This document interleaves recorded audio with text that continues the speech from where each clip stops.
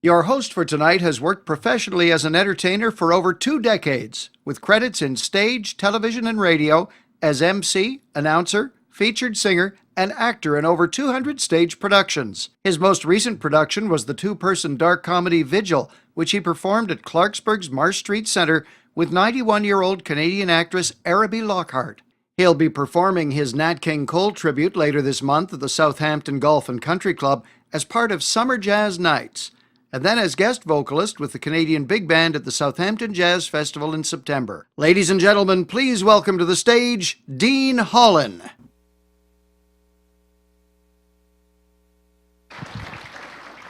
Well, good evening. Thank you so much.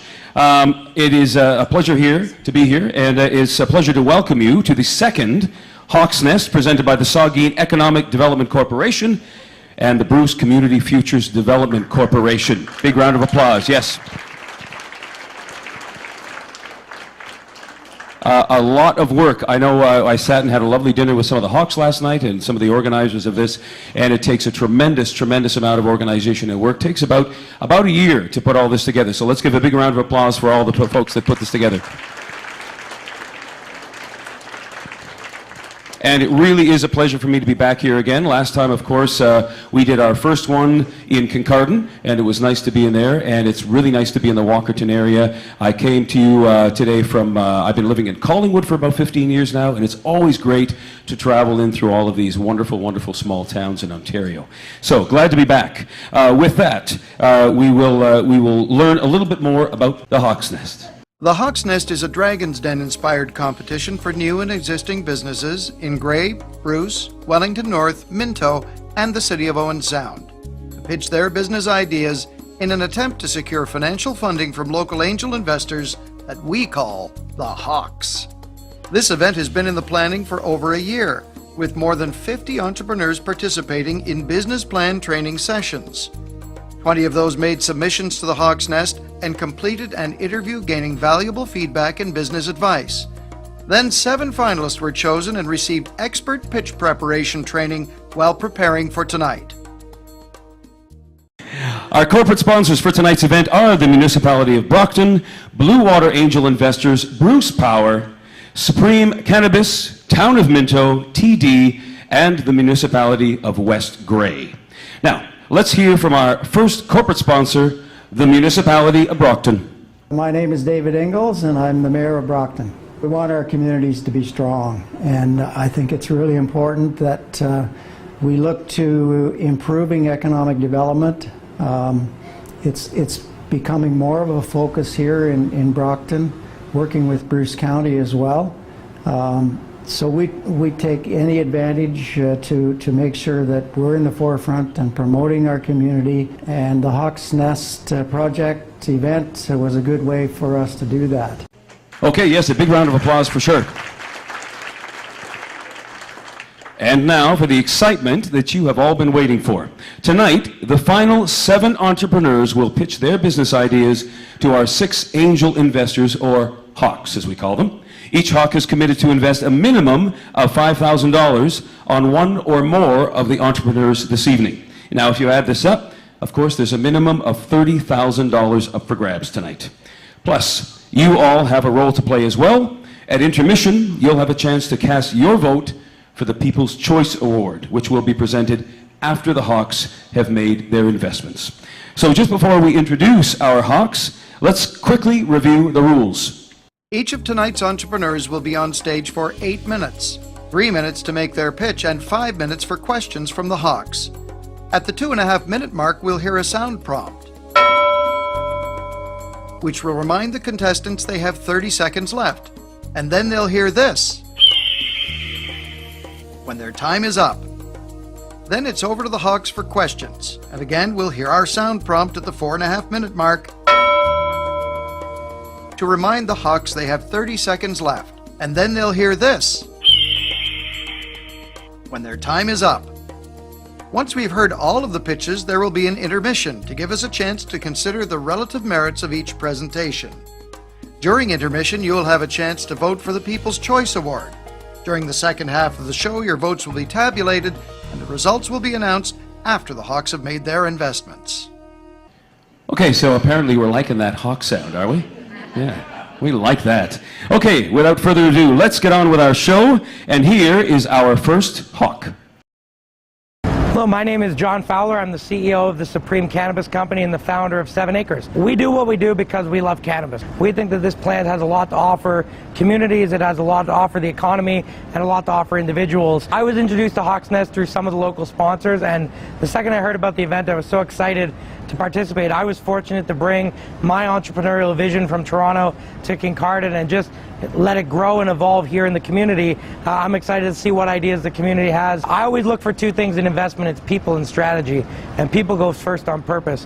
When we invest in companies at Supreme, we always look for the best people. Businesses change, markets change, good people are good people, and that's something I can take to the bank. Second, that we look for good strategy. We want to make sure there's a clear vision, there's a clear passion, and a clear plan on execution, but also a way to keep competitors at bay, because there's nothing somebody likes more than copying a good idea. I would say come out and be yourself. If we invest together, we're going to be working together quite a lot, and we'll get to know, the real vision and the real passion. So if there's a presentation version of yourself, I'd leave that backstage. Bring your passion, bring your excitement, bring your vision, and let's see what you can do. Ladies and gentlemen, Mr. John Fowler. Really pleased to see that you didn't have to wear the mask tonight. That's good. I look good in the mask. You look good in the mask. That's true. That's true. Okay, our second hawk for this evening, ladies and gentlemen.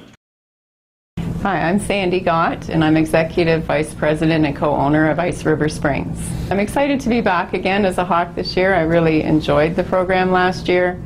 What excites me is seeing the passion and the drive and the ideas that people have and how they work really hard to achieve through a lot of obstacles what they want to achieve, and we're excited to be involved with that. I look for something that's really well thought out. You have to think about all the key components that are required for that business, in particular people, funding, and just support in general. You need to have a really strong business plan. You need to take time to really think about everything that this business will require, and then be devoted to it. My advice would be to to relax and have confidence in your idea. You got to this point, so there's every reason to believe you'll be successful. Just be yourself and tell us what your plan is. Ladies and gentlemen, please welcome Sandy Gott. How are you? Nice to see you. And now for our third hawk this evening. I'm Brian Hilbers, Chief Legal Officer and Vice President Law at Bruce Power. I'm very excited about doing this tonight. I've been a longtime fan of the Dragon's Den type shows. Very keen on entrepreneurship and innovation in the community, very keen on community development and community growth, really looking for viable business opportunities, things that can grow local business, grow organically, locally, but also looking at things such as how do these businesses differentiate themselves from others? Are they differentiating based on cost model and ability to deliver something innovative? Are they offering solutions to a problem that sits in the community? Passion, energy, and the ability to actually deliver their business plan. You can really see that when you ask questions and see people present. It's that real love for what they're doing, because if you really love something, you'll likely do it well and you'll likely drive it to a successful conclusion. Please welcome to the stage Mr. Brian Hilbers.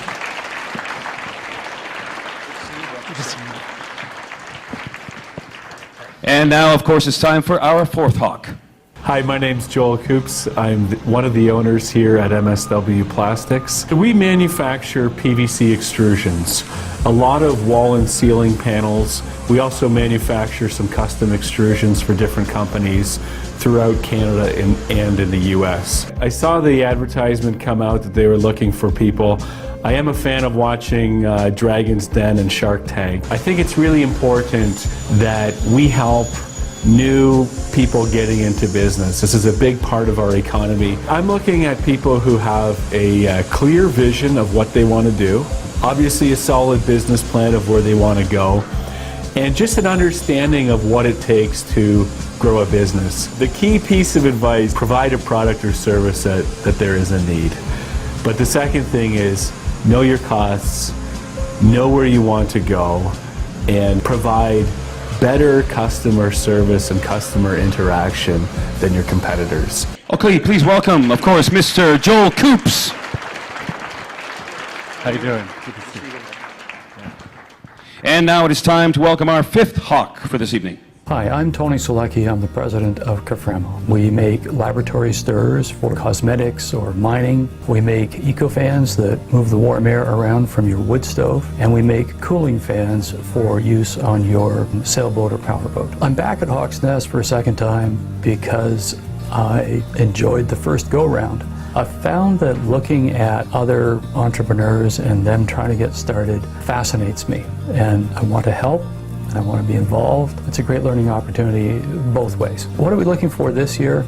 A good business plan, one that makes sense, where there is consideration of who their end user is and what problem we're solving for that person. The advice I give any entrepreneur is to surround yourself with smart people. Find an accountant, find a lawyer, who can give you advice. It's remarkable how often when you talk to somebody, an idea that sounds so good in your head, when you actually have to talk it out with somebody, it's not such a good idea. Ladies and gentlemen, Tony Selecki.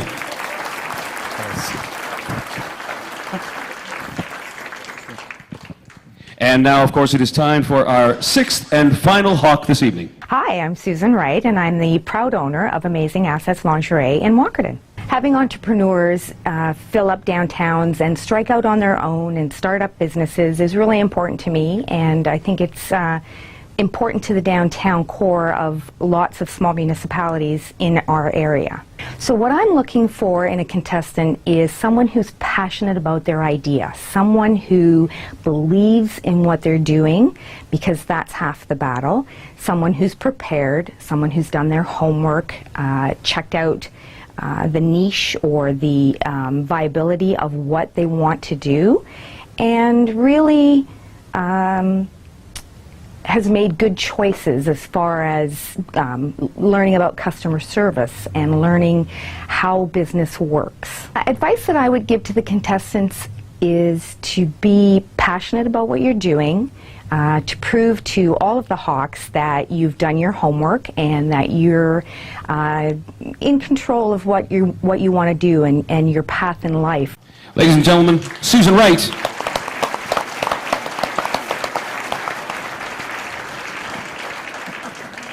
And these, ladies and gentlemen, are your esteemed hawks. Let's give them a big round of applause collectively.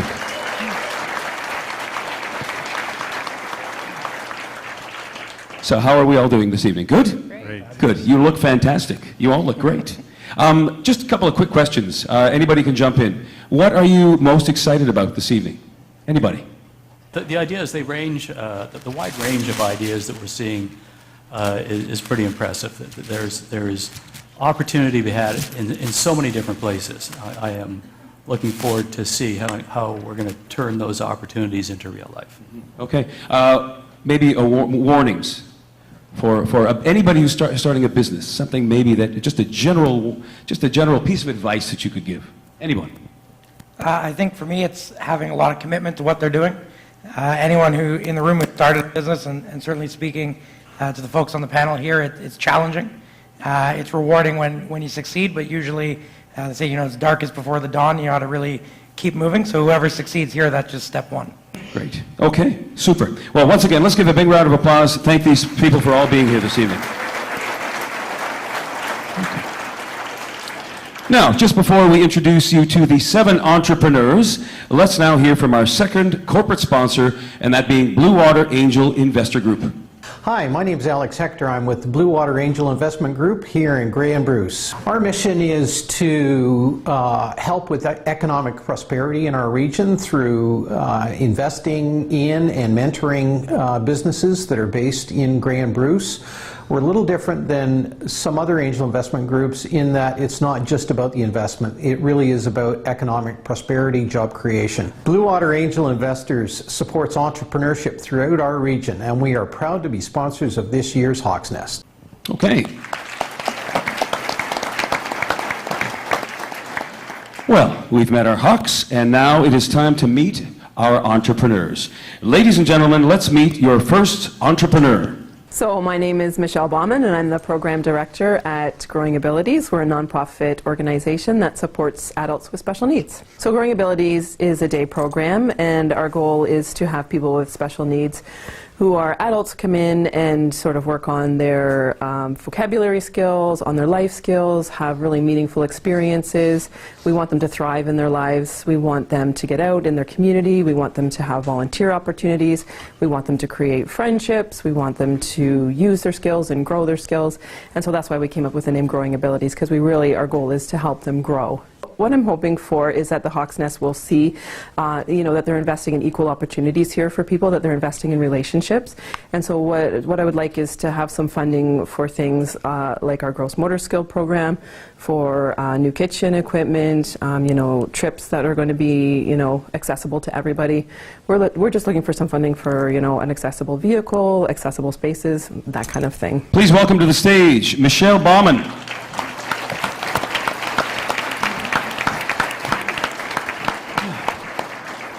How are you this evening? I'm well, thanks. How are you? I'm really good. I'm really good. So I just wanted to know, have you always wanted to be an entrepreneur, or is this something a little bit of a new territory for you? Absolutely not. It's completely new to me, but it's really exciting and really fun, and I'm loving it. Excellent. Well, we are all really, really excited that you're here tonight. Okay, so we're gonna bring you back to the mic. Just watch your step there, okay? And that mic is all yours. And whenever you wish to start, you go right ahead. And just try and be like about that far away. Okay. Hi, my name is Michelle Baumann, and I'm the creator and founder of Growing Abilities. We're a social enterprise in North Wellington that provides day support services for adults with special needs. I've worked in the developmental sector for over 20 years, and I created this program because I saw a huge decline in the supports for people with special needs. Typically, our special needs students stay in school until they're 21. After graduation, however, they're forced off what is commonly referred to as the cliff. Now, the cliff refers to this sheer drop-off in services and supports available to them after graduation. In fact, I have a participant at Growing Abilities right now who, after graduation, didn't leave his home for 3 years. Not only was he losing valuable skills, but he was beginning to suffer from deep depression and other related mental health issues. He now tells me that he looks forward to getting up every morning and coming to Growing Abilities, that for the first time in years, he has friends. He loves our group activities, he loves the trips we go on, and he loves the skills that he's gaining. Now, you might wonder if the problem is funding, and let me tell you, it is not. Special needs adults in Ontario are entitled to what is called passport funding. So passport funding currently allows 25,000 people to access leisure activities, respite programs, sports activities, and day programs. This year, the government has allotted everyone eligible with special needs a minimum of $5,000 a year. So that's $5,000 to 42,000 Ontarians with special needs. This year's provincial government provided $2.3 billion in the developmental sector. So the money is there. The problem is that there's very limited options to spend it on, and that's where Growing Abilities comes in. We offer people with special needs the support they want. We listen to participants and family members, so we can offer the absolute best day program possible, and we are seeing people thrive. Not only are we on the lips of people in our community, but we are quickly becoming the preferred choice of service provider. We have partnered with our local high schools, community organizations, and local businesses. As a social enterprise, we have created a strong presence in our community. In fact, we've only been in business for 3 months, and I've already been awarded the Customer Service Excellence Award by the Mount Forest District Chamber of Commerce. What I'm asking the Hawks for is an investment of $15,000 to go towards accessible spaces, new ramps, automatic doors, and a snoozle-in room. With the support of the Hawks, Growing Abilities will provide valuable experiences, healthy minds, and thriving lives to the people we support. Together, we can make this happen. With the help of the Hawks, this social enterprise will join the rising tide of social enterprises across Ontario to not only change the lives of the people we support, but to improve the lives of all Ontarians. Thank you.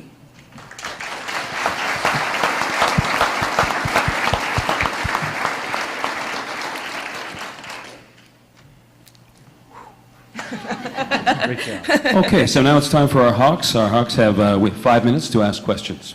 Michelle. So I'll start.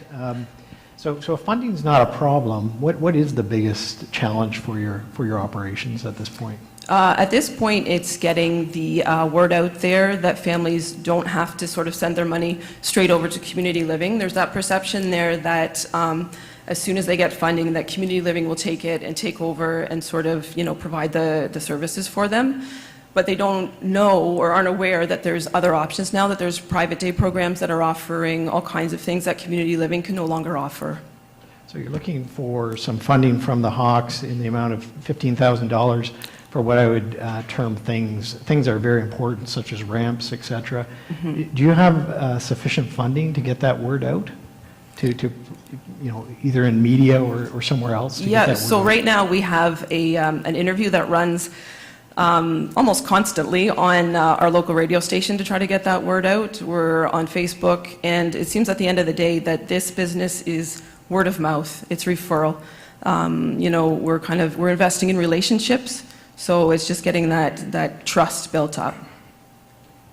So that word of mouth that you've been using for advertising, I guess, have you seen the payback in that already with getting the word out? And because it's been 3 months, right? Yeah, 3 months. Okay. Yeah, I really have. We have people coming from as far away as Wingham.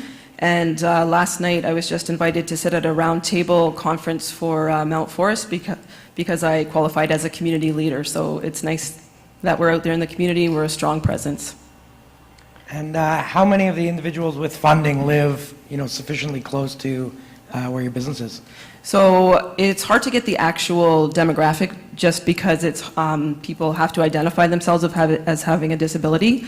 However, I've got together with our local high schools and Special Olympics, community living agencies like that, and the rough estimate of people who are connected to services is about 85 individuals, and that's right in the Minto, Mount Forest area. So that doesn't include the Mennonite population who's not connected, or people who are a little bit older and have lived at home and just haven't been connected with services. And how many of those do you think you need to break even as a business? I would like to see, I'd like to increase to 10 spots per day, and eventually I'd like to get up to as high as 70. And where are you at right now? We have 12 people right now. Some are full-time and some are part-time. So some come for half the day and some come for a full day.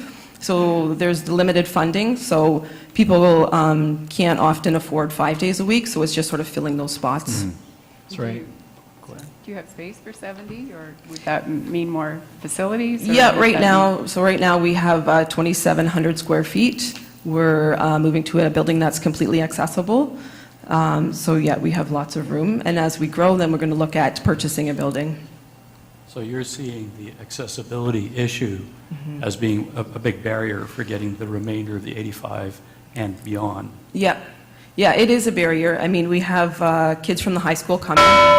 So we have some that are in wheelchairs that haven't been able to access our program. So now that we're moving to an accessible building, they're able to come, which is fantastic. And you'll take anyone? You don't have any problems with taking anyone from any other municipalities or towns? No, yeah, we will take anyone from anywhere. There's an application process, but geographically, they can come from anywhere. How'd you get into starting a business? Oh, that concludes it. Let's give a big round of applause for Michelle. Great job.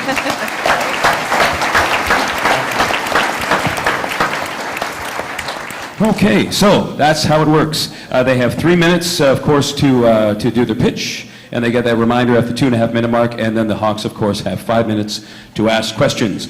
Let's please welcome to the stage our next entrepreneur, Tara Coates. Hi, my name is Tara Coates, and I'm owner-operator of Surf's Up Eco Shop. What really drew me to surfing was I actually lived in Halifax, Nova Scotia for a while, and that's basically what introduced me to surfing, and it's something I've always wanted to do. And the second I hit the water, I fell in love. Completely fell in love with this sport. My life took me back to Ontario, and then I found out about stand-up paddleboarding, so that sort of got me back on the water. And then through stand-up paddleboarding, I discovered you could surf the Great Lakes. You could surf fresh water, and basically the rest is history. I surfed my first freshwater wave, and opened up a store that sells surfing apparel and stand-up paddleboarding apparel, as well as the boards and equipment associated with the sport, as well as rents the equipment down at the beach, and I also teach classes. I am hoping to expand my business into youth and teen programming and camps, and then hopefully eventually go into a full-out surf school. Let's bring Tara up on stage here.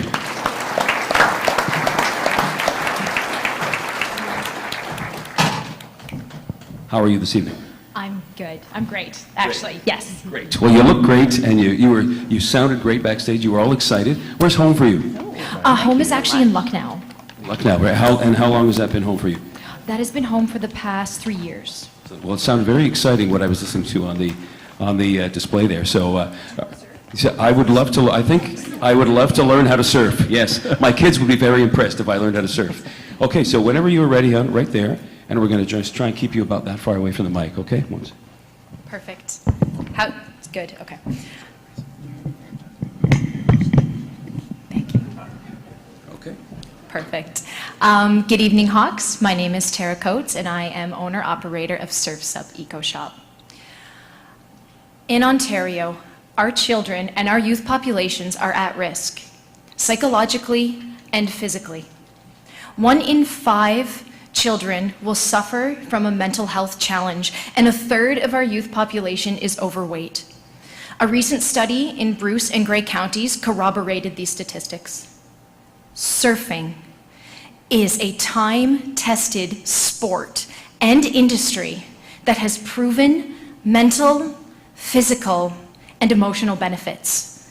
Kincardine just happens to be one of Canada's top surfing destinations. In order to combat inactivity and troubled minds in our children and youth populations, Surf's Up has developed targeted youth programming to introduce ages 2 to 18 to wave riding as a sport, and as a result, increase fitness, elevate mood, and instill essential life skills. Surf's Up will build on its already existing infrastructure. Our programs will be held at our already established rental location at Station Beach, Kincardine. We will offer the programs monthly, and they will be comparative in pricing to activities that are similar in structure. We will be able to register through our online store as well as in-store. Our fixed costs will be the equipment, insurance, our beach permit, as well as staffing. Our revenue streams will be the registrants and resulting sales from our brick and mortar location. Surf's Up will be unique in that it is the only company to offer surfing and wave play orientated programs.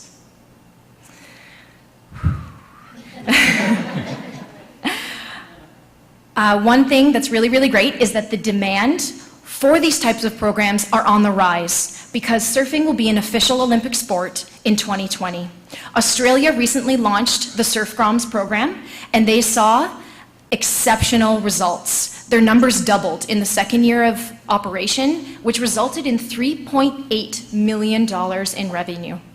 Surf's Up will use social media as well as local radio and future collaborations with school boards and the Davidson Center to promote the activities effectively.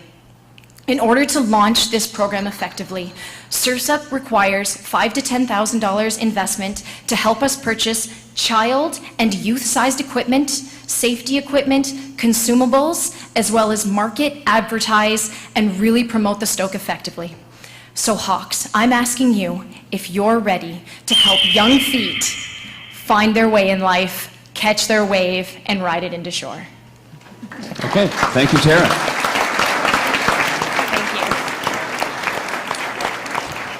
And now our Hawks have 5 minutes to ask you some questions. So you have a couple parts of your business, like one's a retail, and then you're also providing lessons and camp? Lessons and rental services, yes. So what percentage of the business is what? Oh, great question. So I would say our product sales are 60% of the revenue generated.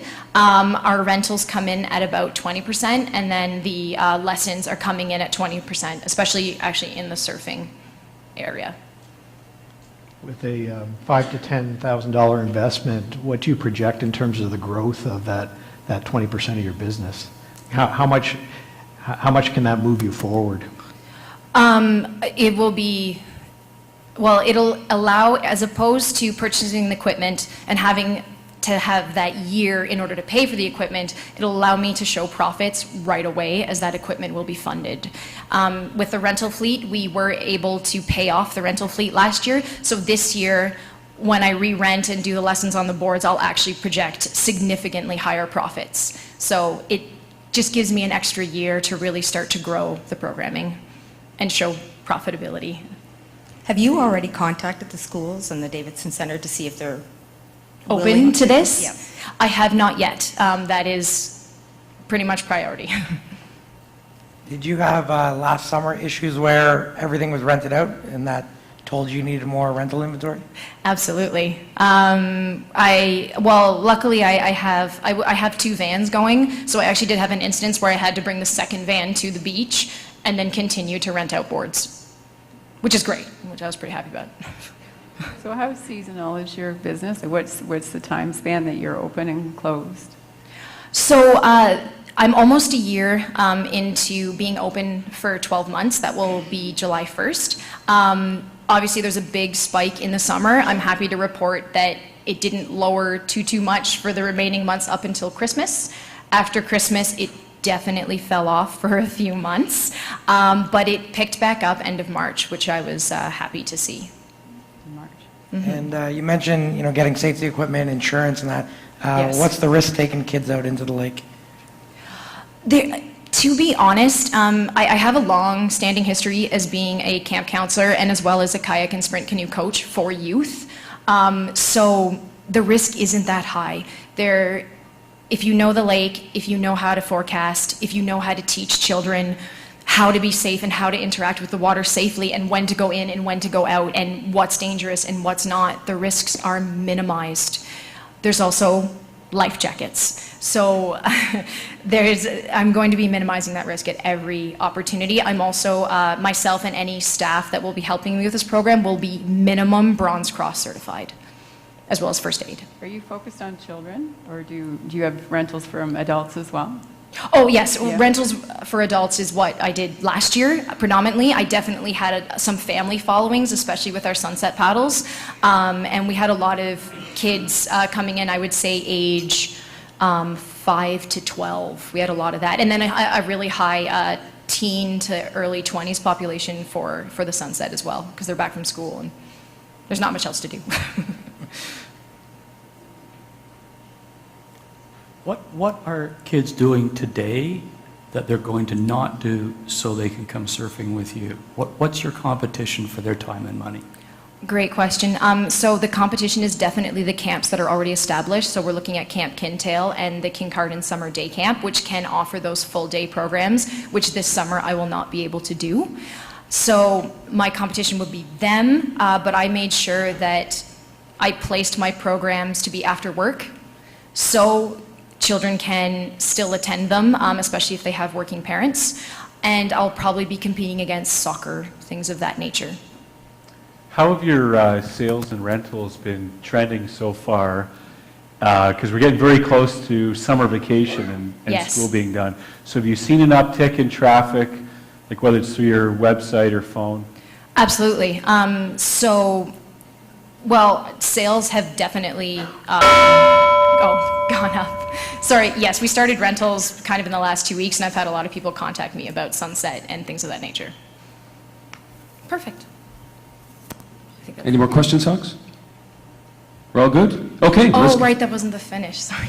There's the hawk noise. Sorry, just to quickly, we've had a huge increase in our website traffic. We have our online store up and running, so that has really driven interest, and I actually literally just got an email today asking about surf lessons. So. Do you make sales directly through that store? Yes, through the online store, yes, Yeah. we do. Okay, let's give a big round of applause for Tara. Perfect, thank you. Thank you. And now it's time for you to meet our third entrepreneur. Hi, my name is Cooper Lobel. I'm 12 years old and I'm a student at Headwaters Academy.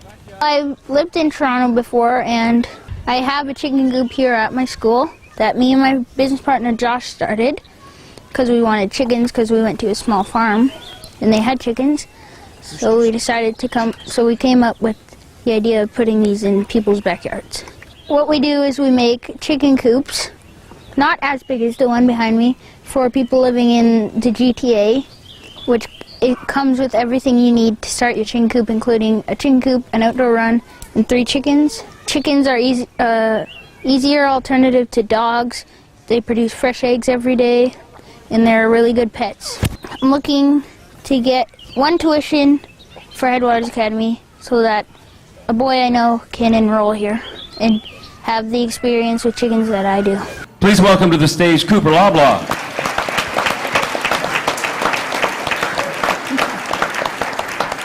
How are you, sir? I'm great. I have a question for you. I just wondered how long you have wanted to be an entrepreneur. Not really long, actually. You're 12. Yep. You're a pretty tall 12. Thank you. You're welcome. So, my kids have been bugging me. I have 4 children. They've been bugging me for a long time for a dog. But you think I should get a chicken instead? Yep. Okay, any particular type of chicken that would be more, a better pet? Not really. One with feathers? Yeah. Okay. How are you feeling? Are you all excited? Yep. Excellent. Well, I am so excited to hear all about coops. So when you are ready to do your 3-minute pitch, we're just going to bring you right up to the mic here, okay? Okay, right on over here. I'm trying to keep you about that far away from the mic. Okay, so stand right close to that. Okay. Hi, my name is Cooper Loblaw, and I'm a student at Headwaters Academy. My business here for you today is called Coops. Coops is a chicken coop made for people living in Toronto. Did you know recently that the laws opened up that you can have a maximum of 3 chickens living in your backyard? And I took that as an excellent business opportunity. I have my own chicken coop with my business partner Josh, and the hardest part of starting the chicken coop was where to get everything. The feeder was all the way in Elmira, and the chickens were in Chatsworth. So I came up with a turnkey solution. The turnkey solution comes with everything you need delivered to your door in Toronto. It comes with a chicken coop, an outdoor run, 3 chickens, feeder, a waterer, straw bale, and a bag of feed. We sold one of these chicken coops almost immediately after launching the business, but so far it's been a bit hard to keep up because I'm only 12 and the business is in Toronto. My ask is a tuition at Headwaters Academy so that others can enjoy and learn like I do at my school.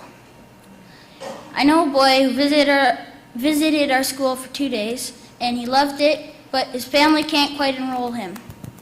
I know if he could come to our school, he would love school and learn like I do.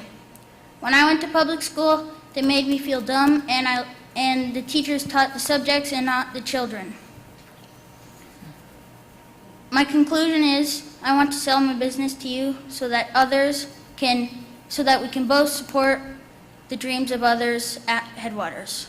It's on-trend business, proven sales, and poised to grow to the biggest market in Canada. Cooper Loblaw, ladies and gentlemen.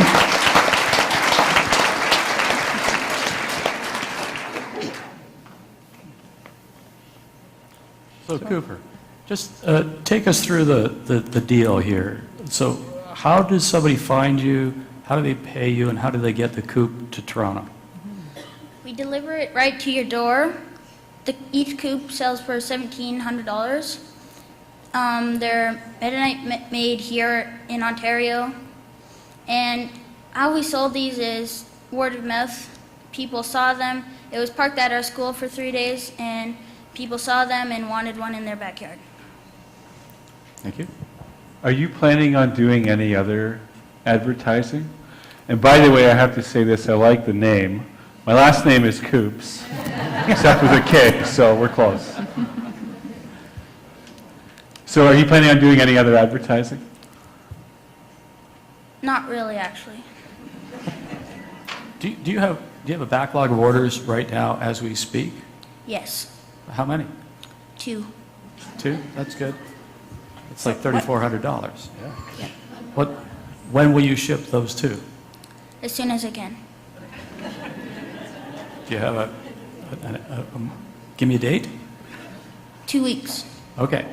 So the next person that orders a coop that wants one, they can have it in about 3 weeks? Yes. Yeah. Okay. Thanks. So Cooper, how do the people get more straw or whatever else they need once they've run out after what you've initially given them? Well, we haven't. They can just go find them at farm stores. So you'll give them the information and they can find how to replenish what they've used? Yep. Okay. What happens if the chicken doesn't make it? You can recycle them or compost it. Okay. And then can you order a new chicken? Yes. Okay. Cooper, are you available to your customers to answer questions? So if I have chickens in my backyard, I wouldn't know what to do with chickens, and I can't round them up, I don't know what to do with them. Am I able to call you and you can help me through that? Yes, and when the coop is delivered, we teach you how to care for the chickens and get them in at night. Is it hard to raise the chickens? No, not really. You just have to change their water every day and feed them once a week. So what you're asking for is a tuition for someone to come to your school. Yeah. Are you looking for anything for your business as well? No. That's fantastic. Where do you get the chickens? We get them at Katy Market and Oh. raise them a bit to make sure they're not sick. And what was the breed you were talking about in your presentation where you have different colored eggs? Yeah, well, we have some rainbow eggs here Oh, wow. from my own chicken coop. We have Americanas, Aracanas, Easter eggers, and olive eggers. So people can order different types of chickens so they can get the eggs they like? Yes. That's great. Cooper, how many coops have you sold to date? Pardon? How many of these chicken coops have you sold to date? We sold 3. 3.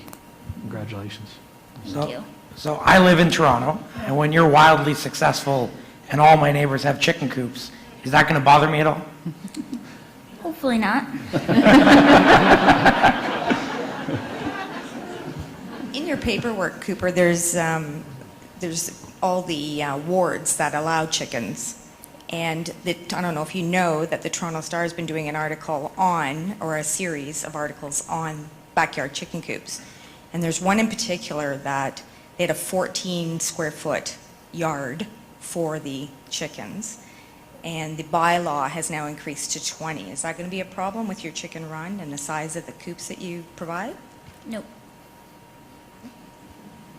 There you go. Are your coops already and runs big enough to provide that many square feet per chicken? That's like 60 square feet. That's what's that? Yep. You think they're big enough? Yes. Okay, so how big is the run then that you supply? Well, each coop is 2.5 feet by 6 feet. Okay. Yeah. I'd be happy if I were a chicken. Yeah. Will you, for a fee, go and retrieve the chicken coop if it doesn't work for the family? No. Okay. Good answer. Is there a reason you're just focused on the GTA? Have you thought about other cities as well? Yes, but we're not that big yet. Okay. So what's your goal? How much are you looking to raise for the tuition? Like, what were you thinking of trying to raise with this? Well, one tuition at Headwaters Academy is $16,300, but anything helps. Okay. Great. Let's give it up for Cooper.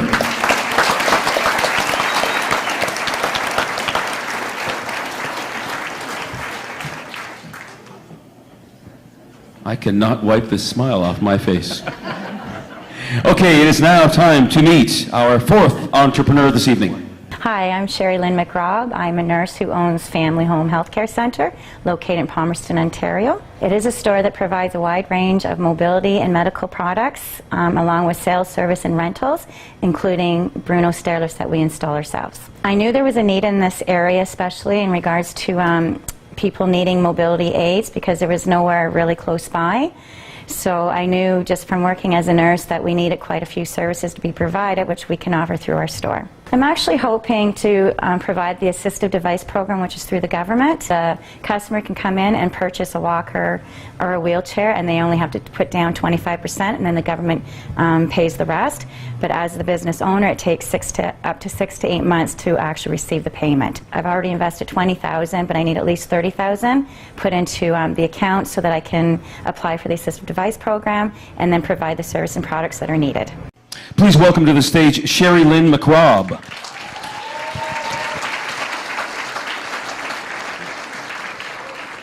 How you doing? I'm good, thank you. You look great in green. I knew I'd go with the black, you know, fluorescent, you can't miss me. You look great. You sound like you have a bit of a rooting team out here. I think so. Where's home for you?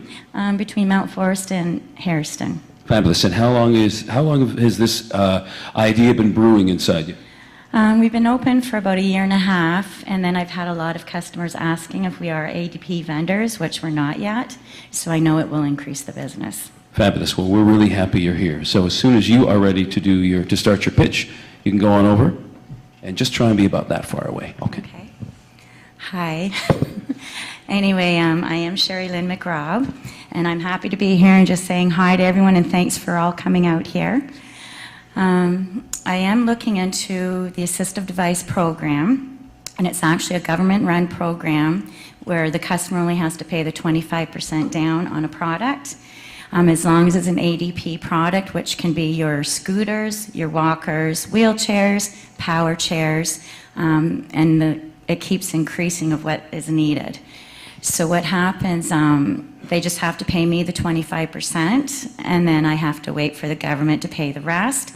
The paperwork has to be aligned properly. If you miss your T or whatever, they send it back, and then you redo the paperwork.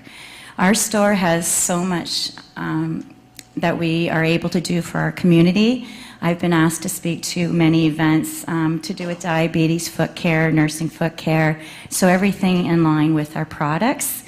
So it was getting a little busy for me because I was just the only person doing that type of thing. So I've now just hired a nurse to help me. She was also trained in the mastectomy, prosthesis, and bras that we are certified fitters for. There's also a big demand for that as well, and it's also government approved. And in regards to government, again, there's also the compression wraps, which are for lymphedema and that. So it's wraps that you put around your legs, arms, wherever needed. They are quite costly, but covered again by the government. I also provide orthotic type shoes, so that goes hand in hand with me being able to assess the customer coming in. I look at their leg circulation, then at their feet, and also can recommend the orthotic type shoes. The other thing is compression wraps and compression stockings. I've been asked to go into nursing homes and asking them to measure for their stockings, in which I'll say there's no way, there's wounds there, they need the wraps. So then I have to educate the doctors as well. I'm on board now with a lot of the physiotherapists, occupational therapists, doctors, clinics. I've been involved in all of them, and they've been quite supportive. And it's not just in the Palmerston area, it's outside of Palmerston as well, which is really beneficial to our store. I've seen significant growth within the second year that we're in. We're halfway through the second year, and it's just really nice to see how much it has grown. So what I'm asking from the Hawks is just some assistance in regards to some finances. I'm hoping actually the big run is to actually have little satellite stores in other areas, because if you look around, there's not much, and we're in the aging population.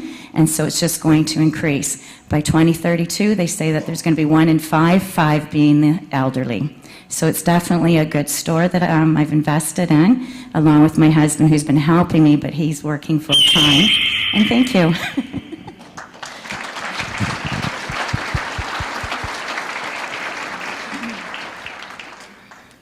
So how long does the ADP application process take, and what is it? And then how much do you think that will increase your sales? I think it's probably going to increase it another 50%. What's happening is you go onto a big list to do with all the nursing homes, so I can be involved in all the nursing homes. Also, the physiotherapists and everyone will have a listing of our store, and customers that come in who wouldn't want to rather pay 25% than the full amount on the products. I just have to get in the products that the government tells me to, which is costly, and technicians that take courses to fix the products. So what's the process to become ADP? Yeah. I have to get letters from my vendors. I have 20 vendors, but 2 of them actually do the power wheelchairs and everything, which I want to get into. So I've received 1 letter, I'm getting another letter, then there's a big application, so it's almost filled out now. So with everything going, I'm probably within 2 months. And I actually have a physiotherapist that's willing to work with me and do the assessments for me in the store. So 2 months to get it completed. Mm-hmm. Okay. Once you have that completion done, and you're expecting your sales to grow up from that, you said the customer would pay 25% and the government pays 75%. Now, you probably have to wait for the government to pay you, Exactly. I would presume. So have you thought about the cash flow with that? Because Yes. probably you'll have more inventory Yep. and longer accounts receivable. Yeah, I've already thought of that. That's why there's a nest egg right now sitting there in my bank account. But also my vendors, some of them are going to give me 6-month terms. Okay. So on the bigger items, so that really helps a lot. How fast or slow does the government pay you? Or what are you expecting? It can be 6 to 8 months. Okay. Yeah. But that's where the vendors help me. Yeah, just on that point, as you're growing your business, just from the pictures, it appears to be a very inventory-heavy business. As you grow, you're going to have more accounts receivable, more Mhm. aging of those accounts receivable. Have you thought of, sort of in your business plan as to how you're going to deal with that? As you grow, with you're the going to have a paperwork cash. part of it? As you grow, you're going to have more of a cash crunch Yes. as you I have my sister who does my accounting and my books, so I just enter the invoices and then she does it. Then in regards to inventory, some of the stuff I'll move out that I currently have that's not big sellers. And then for the specialized equipment, it's actually once they're assessed, then I can actually order it. I don't have to have it sitting at the store. So it's as needed. How seasonal is the business? It's a needs store, so I know scooters sell more in the summer, so we're just really doing well with the scooters, but it continues on because we carry supports, braces and all that, and we do a lot of rentals too because there's a lot of surgeries out there, so that's actually increased as well. And we do rentals of the hospital beds and stuff, so as their needs change, we get the products that are needed because things do change. Now, you said you do fill out the paperwork for them? Actually, lucky me, I thought I would have to, but the physiotherapist does. So that really helps me in that end, yeah. So what's your contract with her? You have to pay her? Is she part of the wages that you have? No, if the physiotherapist will actually, depending if it's through Community Care Access Center, then they would assess and it's free. But if they have to come to the store and assess, they can charge $50 or something, and that's them, yeah. So first, one of my employees is here that has the hair to complete your wardrobe. So if you ever want to finish that up, you can find. Really? Where are you? Him back. He's the guy with the green hair. There he is. All right, there you are. But looking at your deck, saw your margins, and with the level of inventory, it's a bit tight. Do your margins get any better or worse when you have to carry that with the government? I think it's better. Like, it's going to cost me for a few things, but my cost and then what I'm selling it for, of course, that's how you make the money, is actually really good. So I just in looking at the numbers too, and just lucky for me, because usually 5 years for a business to show things, I see the increase already within a year and a half. And there's no doubt as we age and everything keeps changing, and it's going to continue to grow. So what is your ask today, Sherry Lynn? I would really, some financial assistance if possible, but I also want some mentorship. Business is new to me. My mom had a store like mine for 18 years, and they did quite well, but it was in Midland. But I actually want to grow like satellite stores. I know that's a big thing, but it's a need. So the one in Palmerston would be my big one, and then I would have satellite stores where I have a few of the things and still be able to help people with the different services and that. Okay, great job, Sherry Lynn. Let's give her a big round of applause. Okay, so that puts us just over the halfway point now for our entrepreneurs. So we're going to take a little breather in the form of hearing from our third and fourth corporate sponsors, Bruce Power and Supreme Cannabis Company. Bruce Power is very keen on innovation in the community, and innovation is typically grown from entrepreneurs because entrepreneurs are very special people.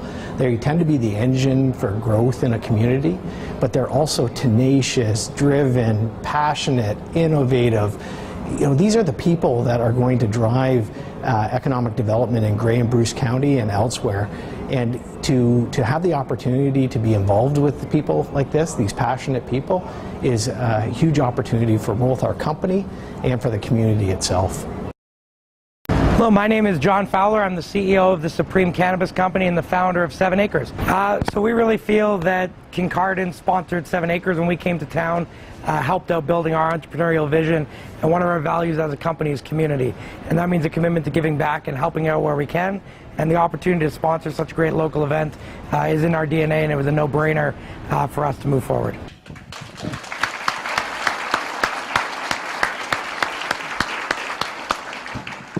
Okay, ladies and gentlemen, it is now time to meet our fifth entrepreneur. Hi, my name is Ruth Montgomery. I am the founder of the Maven Project from Lucknow, Ontario.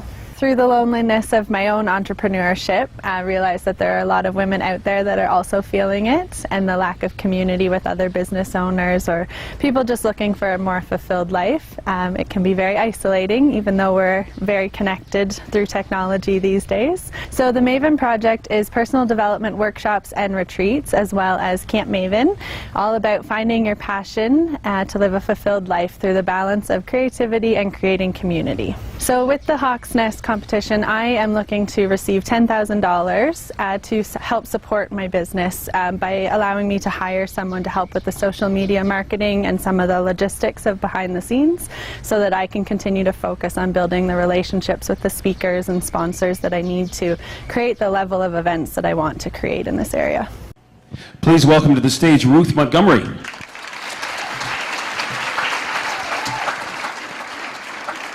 How are you? I'm good. How are you? I'm good. Are you feeling all raring to go? You've been waiting a long time for this? Yeah, a little bit of nerves back there. But This is quite a process that you have to go through. When did this all start for you? last year, beginning of the year, so January 2017. Excellent. And you probably learned a lot along the way already. Yes, it's been a long process, but we're getting there. Excellent. It looks like from the screen there that you've chosen something that has you meeting a lot of people. Yes, it's been excellent. We just had our first big event with 150 attendees on the weekend. Fabulous. Well, I'm looking forward to, I know we're all looking forward to hearing your pitch. So move right on over to the mic, and as soon as you start, we'll start the 3 minutes. Okay. Hi, my name is Ruth Montgomery, and I'd like to introduce you to the Maven Project. So in today's society, we can use technology to be connected instantly, yet we are more isolated than ever before. I started my first business as an interior designer over a year and a half ago and quickly felt the loneliness of entrepreneurship. Through attending personal development workshops and connecting to entrepreneurs and women alike, I realized I wasn't alone, yet I had to travel to the city to find these.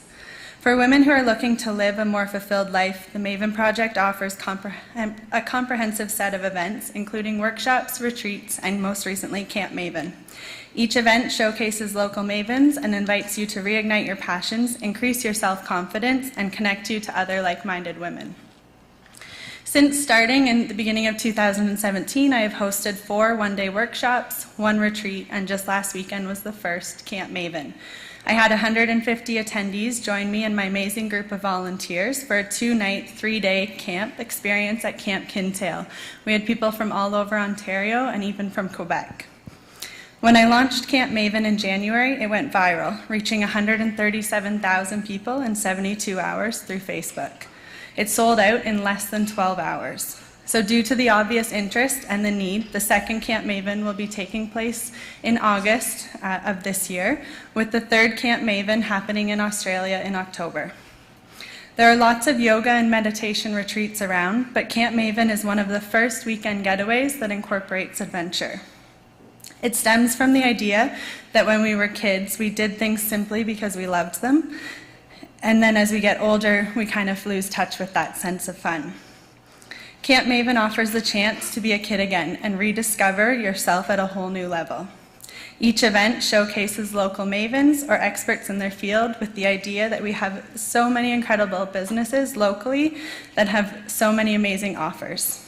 Primarily, my target market is women, because too often we get in the cycle of going to a job that we don't necessarily love, and then we come home and we feel rushed to get dinner and get the kids off to their activities, and then we go to bed and the cycle continues. We need to remember to take time for ourselves, for our own hobbies, and for our own self-care. If you can find a hobby for yourself from one of my events or a new community of women to lean on, you will be a better person for your friends and family, and the ripple effect will show throughout your coworkers, your spouse, and your kids. So I'm at a point in my business where I'm looking to grow and I need help. I'm expanding globally with events and about to start a podcast so that my message can be reached further.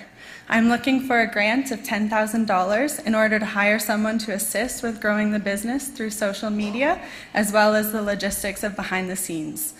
This will allow me to focus on creating and maintaining relationships with our speakers and sponsors. Thank you.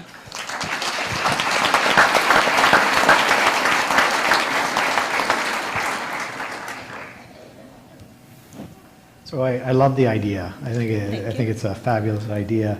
Just wondering, as you say, others do this in sort of the yoga area, and you know, you have I've seen your brochure. It's full of all the events, etc. Yeah. How will you differentiate yourself from others that may look to enter this market?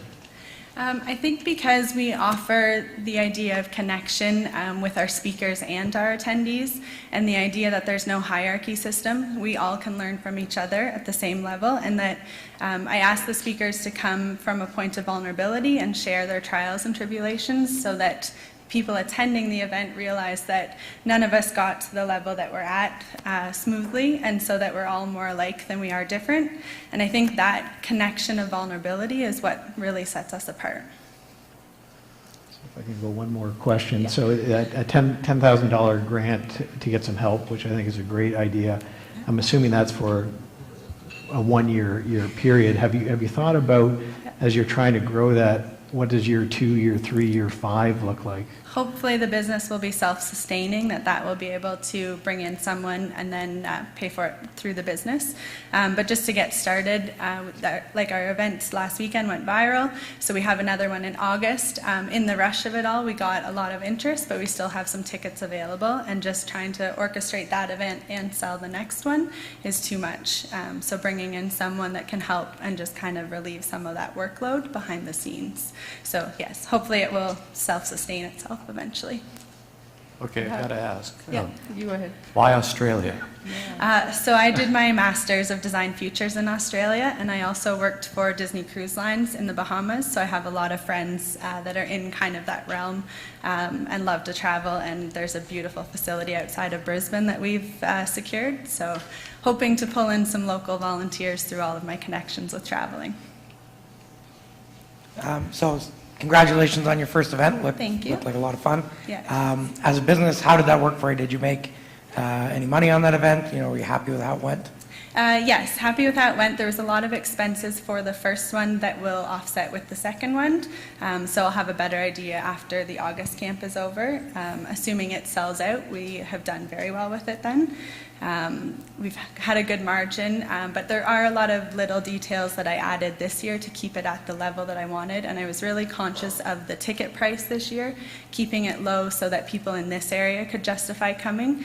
It's an event that in the city of Toronto you could be charging double what I'm charging. So eventually, as we grow and build the momentum with it and the caliber that people grow to expect from it, then we can start to charge more for tickets too. And do you think people will come back, you know, every year like a kids camp, or yeah, one-off? we had quite a few people that were looking to purchase tickets already for next year, and then a few from the June camp are coming back in August as well.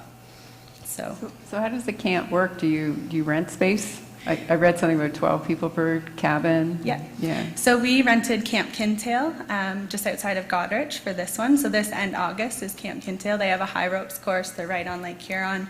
Beautiful facilities. The staff is phenomenal there to assist with things, and their costs are relatively low to us. The one in Australia is a similar style, but it's more dorm style living, and it's in the rainforest. So it's a kind of a different element then from the lake here to the rainforest and caves there. Are most of the people that are helping you with this, are they volunteers Yeah. and that's who you're relying on for most of the work right now? Yeah, so this one I relied on a lot of friends and family. And then from the June camp, we've opened it up to attendees that attended in June now can apply to come back as camp counselors in a volunteer role for August. So they will get to attend the camp for free in exchange for their time to kind of help with the odd jobs that come up and connecting with the people. One of the biggest things that I wanted with the camp is a lot of people came by themselves, and my biggest fear was that they would come to camp and then not connect with people because they were by themselves. So the role of the camp counselor was really to connect to every person in their cabin to make sure that they were all participating and meeting people and really just getting to know them on a personal level. Did I read in your package that you are wanting to do couples as well? Yes. So in September, we are doing a couples retreat. We're working with Samuel's Boutique Hotel in Goderich. So it will be a 2-day package, and then they can purchase accommodation separately. So that way, if there's anyone local that wants to attend, they don't necessarily have to stay at the accommodation. But the idea behind that is that men need it as well. So the personal development is for everyone. Women are just more likely to jump on board. Okay, great job, Ruth. Let's give her a big round of applause, folks.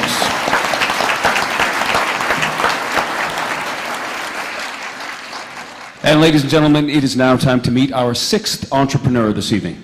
Hi, my name is Ranjan Pradhan, and I'm president of Shrimp Canada. I'm a biotechnologist, and my expertise are managing water and growing algae and sustainable development and environmental remediations. I'm trying to develop a farm for growing shrimp. I do have a research lab where we standardize the growing and breeding techniques. Now this new farm would be a commercial production center and would offer technology also to the new farmers and demonstrate the technology and train them at this center. This farm would produce shrimps for, like fresh shrimps for local market and would be sold commercially directly to distributors. I look forward to financial support, but more towards mentoring and local business support. And I hope this forum is the right forum for me to go ahead. Please welcome to the stage Ranjan Pradhan.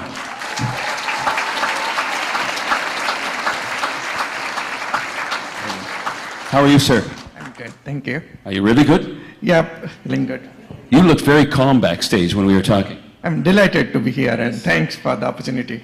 I was very excited to hear this. I had no idea you could raise shrimp here.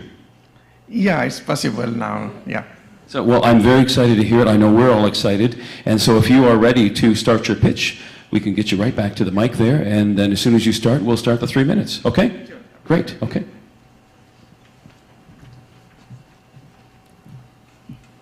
Good evening, Hawks. I'm Ranjan Pradhan, and I'm president of Shrimp Canada. We are a shrimp farming operation, and we grow fresh shrimp and produce fresh shrimp for the market. These shrimps are popularly called king prawn, or some call them as freshwater or saltwater prawns.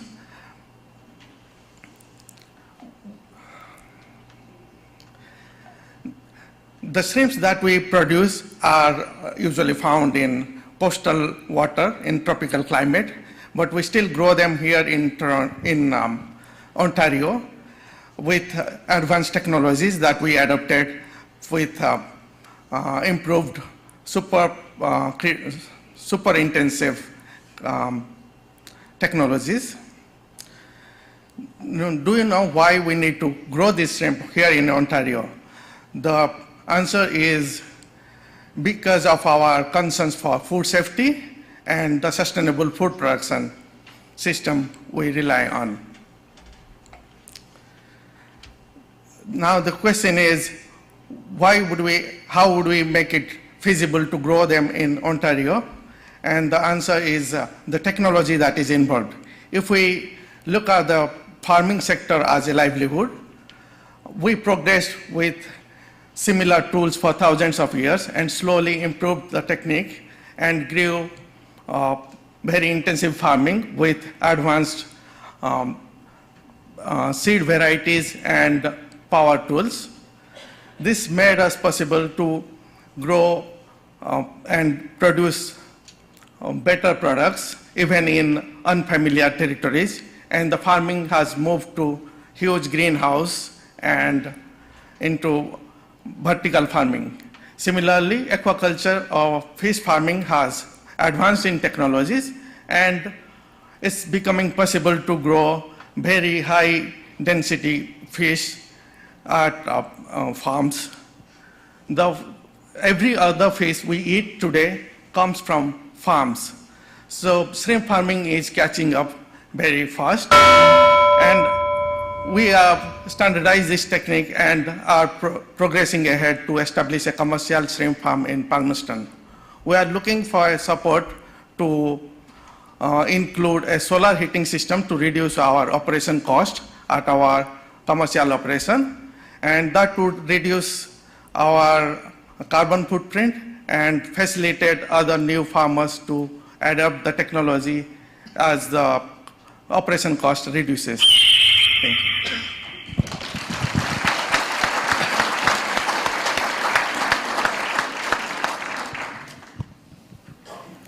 Ranjan, so I grew up on my parents' trout farm, so I know about raising trout.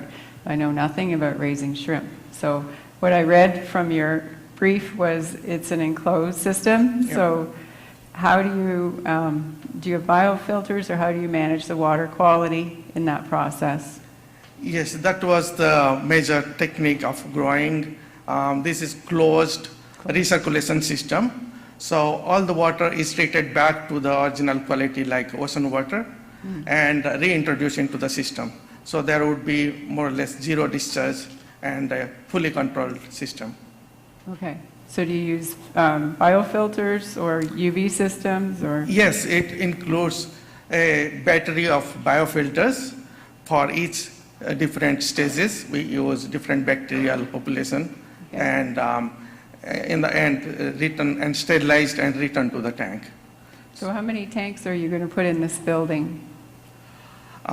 There's difference between fish farming and shrimp farming. Right. The huge difference is shrimp farming needs more surface area, and fish farming is more like three-dimensional. We just increase the volume of water. But shrimp is being on the bottom dweller, so we need to have multiple racks of tanks.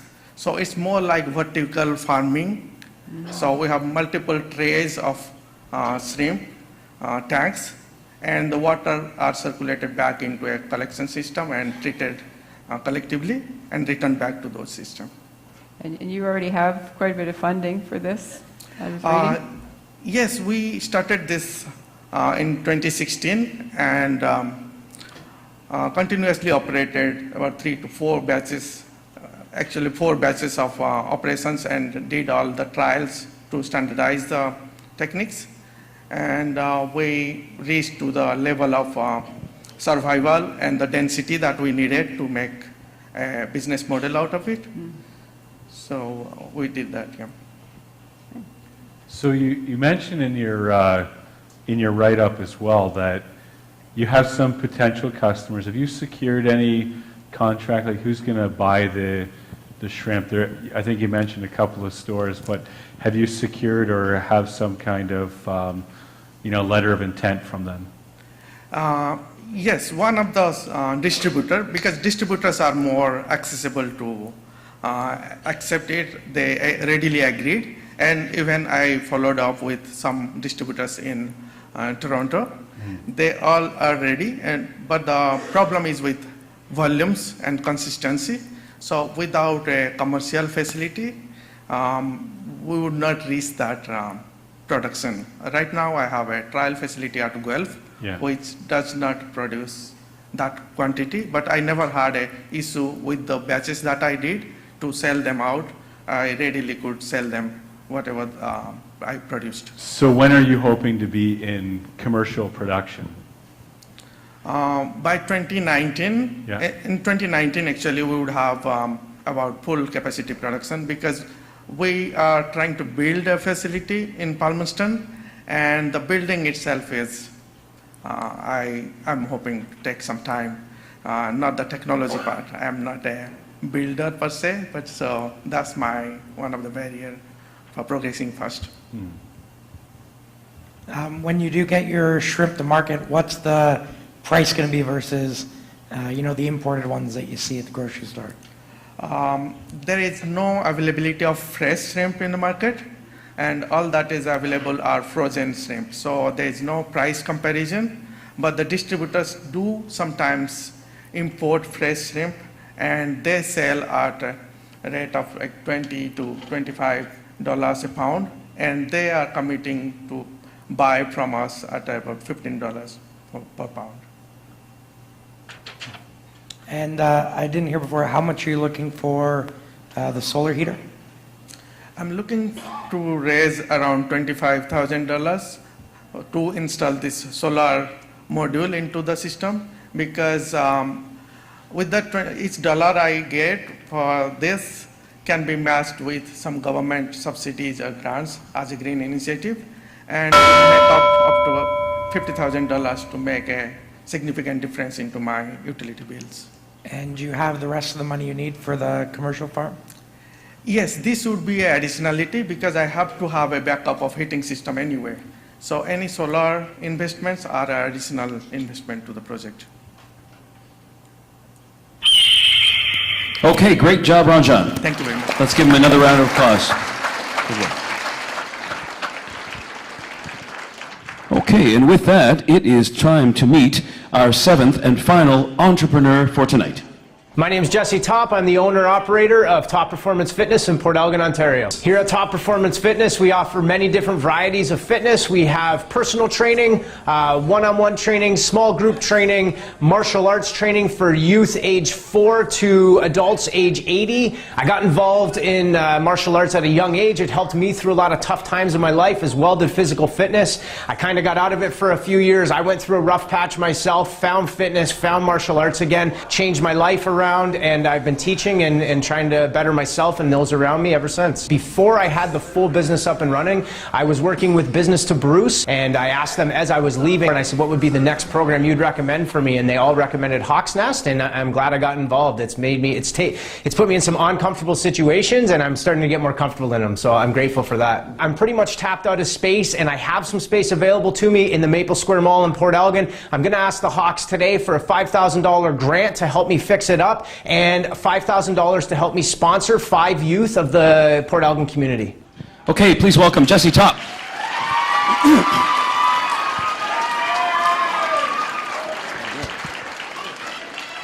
Wow. You know 1 or 2 people in the house tonight? Yeah, good friends, students. Yeah. Excellent. Where's home for you? Southampton. Southampton. Very good. Excellent. I work with somebody who is also very, very big on martial arts and also speaks the way that you did. It's great for building self-esteem, yes? Huge. Self-esteem, confidence, anxiety, depression. It's totally changed my life. Excellent. Well, I am looking forward to hearing your pitch, and whenever you are ready, sir, you can just go right over to the mic. Awesome. Hawks, nice to meet you all. My name is Jesse Top, owner-operator Top Performance in Port Elgin, Ontario. I was going to come out and give you like a pitch on what I could offer and my innovations and all of this, but I think I'm just going to speak from the heart and tell you a bit of my story. So I own the gym. I practice martial arts. I've taken the gym I started it off with $20 in my pocket. I had no vehicle at the time. I've had a bit of a rough past. I've been sober 4 years, got my life back in line. I started it off with $20. I did someone's gardening, and I got a bike. I started traveling around Owen Sound, personal training people for $15 an hour. I grew that to get my license, get my car, since grew a business in Kincardine. We had 2 locations, transferred over to Port Elgin, Ontario, and it blew up from there with the help from the people you heard in the crowd. I have the personal training, which is how it started. We had one small commercial unit, 550 square feet. I went back to the landlord and I said, I need more space. The personal training was growing, but there was also a demand for martial arts. People were asking me to teach them. My passion is jiu-jitsu, Brazilian jiu-jitsu. I love it. It's taken me from where I was, what I speak of that, and to where I am now. So I was teaching a few people. I needed more space. I went back and asked. We took 150 square feet of mat space, which is very small in martial arts. I acquired the second commercial unit, which was 700 square feet. Started another revenue stream with that, so I had personal training and the martial arts training, and then we just opened up another one, which is group training. So now we occupy, I have it in the business plan, about 2,500 square feet.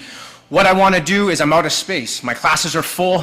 My jiu-jitsu classes are full. We have multiple revenue streams. We offer all kinds of martial arts instead of just jiu-jitsu, judo, kickboxing, Muay Thai, karate. If there was a need or anybody asked me for something in the community, as an entrepreneur, I tried to answer the need and find a service that they needed. So now we offer group training, all the martial arts, all the personal trainings. My classes are full, particularly the youth programming. The youth program has taken right off. I'm super grateful for it. It's helped me, like I spoke, it's helped me through some real rough times. I'm in a position right now where I can influence some youth of the community, and I want to be able to continue doing that. There's more space on top of the mall, which I secured with the landowner yesterday, finally, after 2 months of working back and forth. The space does need some work, so I have some cash on hand, but I need a little bit more. My ask for you is a $5,000 grant to help me fix up the upstairs of the building. There's some safety stuff. I need some extra equipment. I really want to focus more on the youth. And then I'd also have some youth that our prices are at a pretty decent price point. Some youth have come to me, the church is below us, and they want to train. I can't say no to anybody, but I also have a business I have to run, so I'd like to ask for $5,000 in sponsorship grants for them, which I'd be willing to work on any sort of term. I don't want to say no to anybody because I know what it's done to me. So I'm just grateful to be here. Thank you.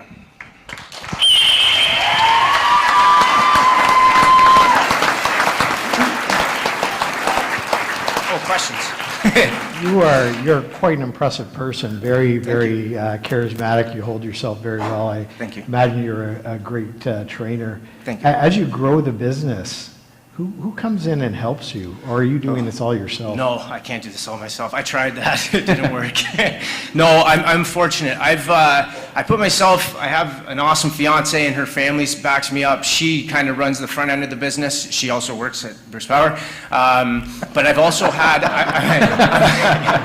I'm fortunate enough that I'm in the martial arts community, and any martial artist just loves to share what they have, right? So we started it off on trade. Now I hired them as contractors or consultants on hourly wage, and they teach their classes. The personal training, I have 3 consultant personal trainers. One of them kind of manages the other 2, and we're trying to bring them up with us, not just to create revenue, but like my theory is, you got to bring up those leaders eat last, right? You got to bring those up around you. So I'm fortunate that I have a team. As far as the admin in the organization, that's one of my weak points. I realized that, so I hired that out. I outsourced it to an accountant, bookkeeper, and a lawyer. So I'm hoping you hired more of you, because I think your business is going to be successful. Thank you very much. Thank you. You there. Thank you. Thank you. You said before you had a location in Kincardine? Yes. When you moved them together, was that just to be more efficient, or was it not working? I learned my lesson there. I thought 2 locations I could make more money and have more revenue, but actually what it was there was one of me at the time. With all humility, there's only one of me, and trying to divide my time between 2 spaces at that time and at that point just wasn't working. So I moved everything. I took a risk, and I moved everything, and I folded Kincardine and took it to Port Elgin. Some of our awesome clients stayed with us, and some continued on. We outsourced them to other people, so it made simplicity, and we decided to go, basically, I wanted to go all in Port Elgin. I see that your passion has probably helped you grow your business, but in what other ways do you grow? Is it word of mouth? Do you advertise at all? Oh, yeah. And I have to say, I'm really impressed with your story, because you really pulled yourself up there. Yeah. and that's awesome. Thank you. I appreciate that. That's just kind of made me where I am today. As far as growing my business, social media was the start of it, but then once we get the people in the door, I always try to over-deliver. Whenever I'm teaching a class or my instructors are teaching the class, I always make sure that we over-deliver on that. We do have an awesome referral system, so I call it the VIP system. It's not too complex, but if you refer a friend, they sign up for a year, you get a kickback on your membership. What else? Social media, the referral program, and then I guess I've always just tried to better myself and those around me, if that answers the question. So to keep expanding where you are, is that the best use of space, or would it be better to find something that would give you everything you want in one space without all the different floors? Yeah, ideally it would be nice, but the Maple Square Mall, it's not a high-end price point right now, and that area is a pretty commercial space, is a hot commodity. So I've worked out a deal with the building owner. It needs some work, and I'm willing to take the risk of doing the work, putting the money into it, just because of the low cost that it would keep me at. So, how long is your lease? 3 years. 3 years. The one we just got yesterday. 3 years. So nowadays you hear so much about people with anxiety disorders and issues of depression, and so can you talk a little bit about how physical exercise and how your programs help people? Yeah, for sure.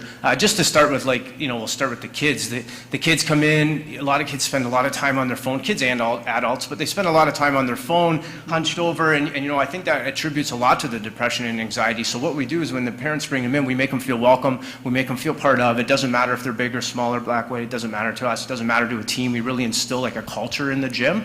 And then once they feel that, they're more apt to be more comfortable in the social setting, right? And then you can start seeing them coming out of their shell. And through martial arts, when exercise, you guys, I'm sure, all exercise. Well, to play at the level you're playing at, you have to exercise, right? So when you see them exercising, you can feel their energy lift, their vibration lift, and you can start to see that, that social anxiety and the depression almost lessen for thereof. What would you say is the biggest risk to your business as you try to keep growing? The biggest risk to my business right now is running out of space and having to turn people away. Another business coming into town doesn't really fear me. As you said, my passion, I work harder than anybody that will open up another gym. I'll guarantee that. 4:30 a.m. every day, 10 p.m. at night, nonstop. Great job, Jesse. Give him a big round of applause. Thank you.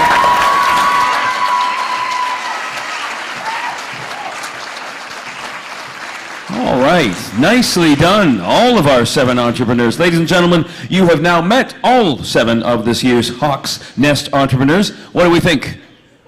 Good? Excellent. Agreed.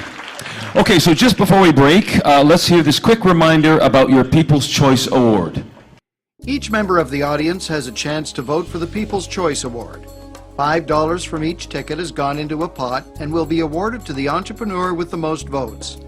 In addition, BDO has donated 5 hours of business consulting, and Bayshore Broadcasting has donated a $500 advertising credit.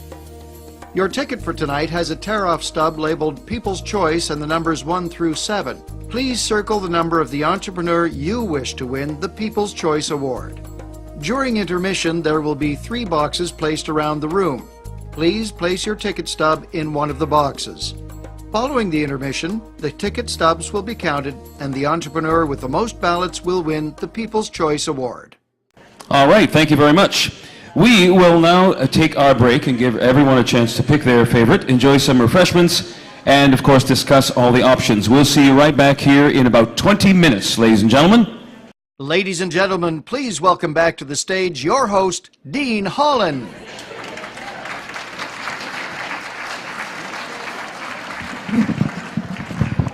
Well, thank you very much, and welcome back to the second half of the Hawks Nest. Did everyone have a good break? Yes, we had time to mingle and move around and chat about what we saw in the first half. Excellent. More importantly, did everyone remember to vote for the second time this month?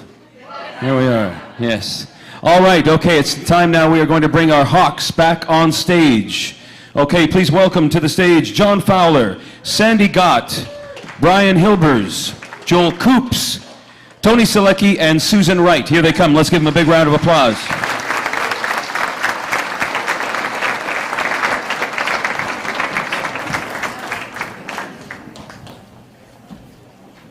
So of course now I have sometimes in the past had the privilege of mingling around when the Hawks are chit-chatting, and there's lots to talk about.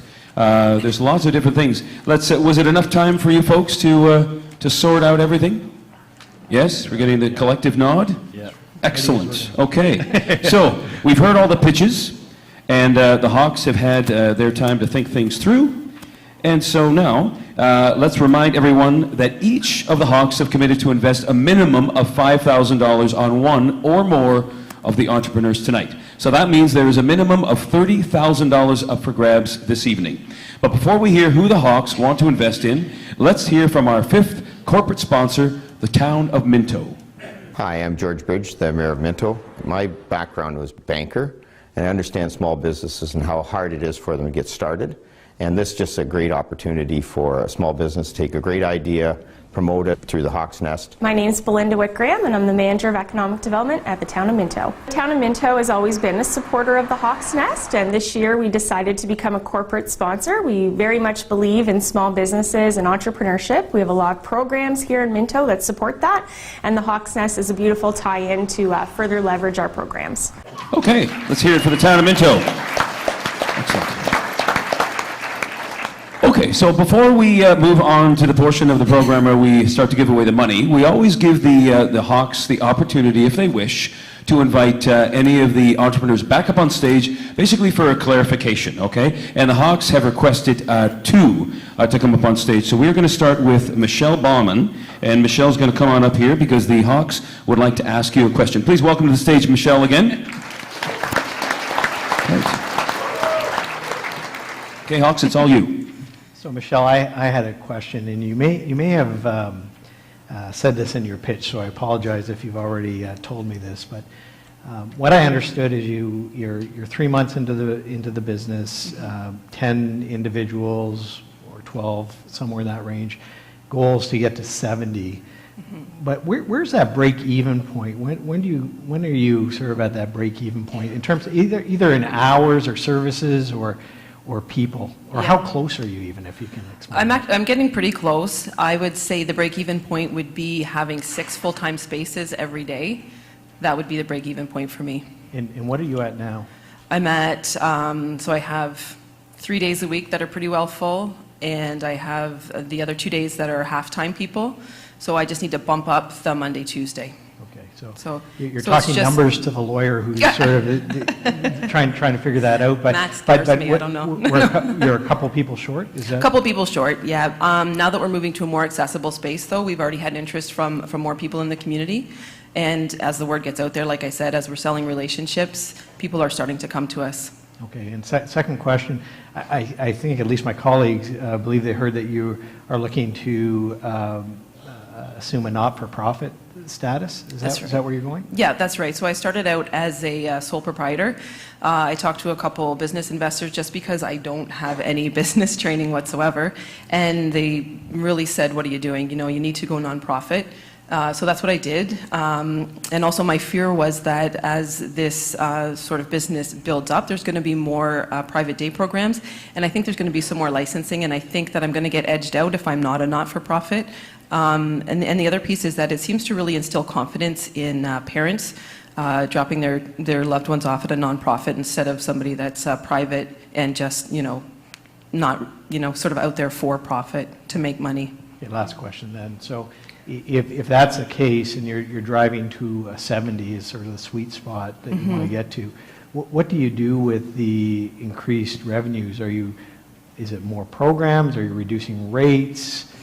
No, we're not reducing rates. So what our hope is to buy our own facilities. So that money's going to go back into a fund to purchase our own building. Right now with leaseholds, we don't want to, funnel too much money into the building. If we owned our own building, then we could start pumping money in, and then we could start generating more business on top of that. Okay, thank you. Thank you. Great, thanks, Michelle. You're welcome. Thanks. And next up, our Hawks would like to talk to Ruth Montgomery. So Ruth, come on back up to the stage. Hi.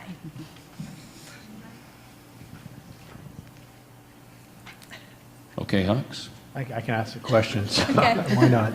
So part of the discussion we had during the break was we were sort of asking the question, why to Australia, why to Ireland, when you've just started and seem to have had success locally? Why wouldn't you sort of use that and continue to work out the bugs before you moved overseas? Before I jump that far. Good question. Two things.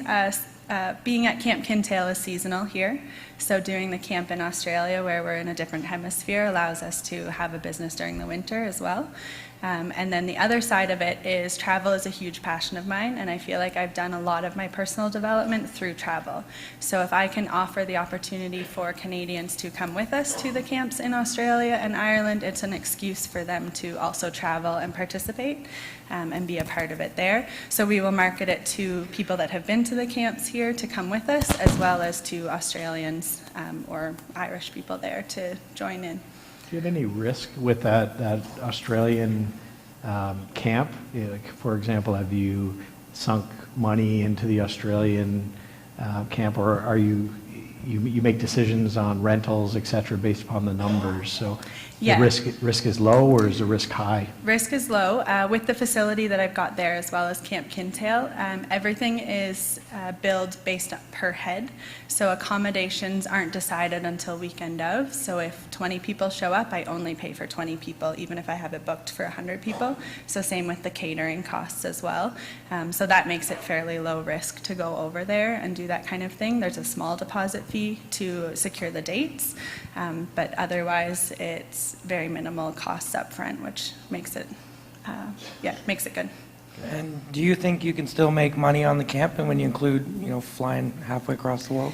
Yes, so the flight price would not be included in the ticket price. So we would keep the ticket prices reasonable, and then we would partner with a travel agent here to help kind of do a group discount rate for flights to make that affordable.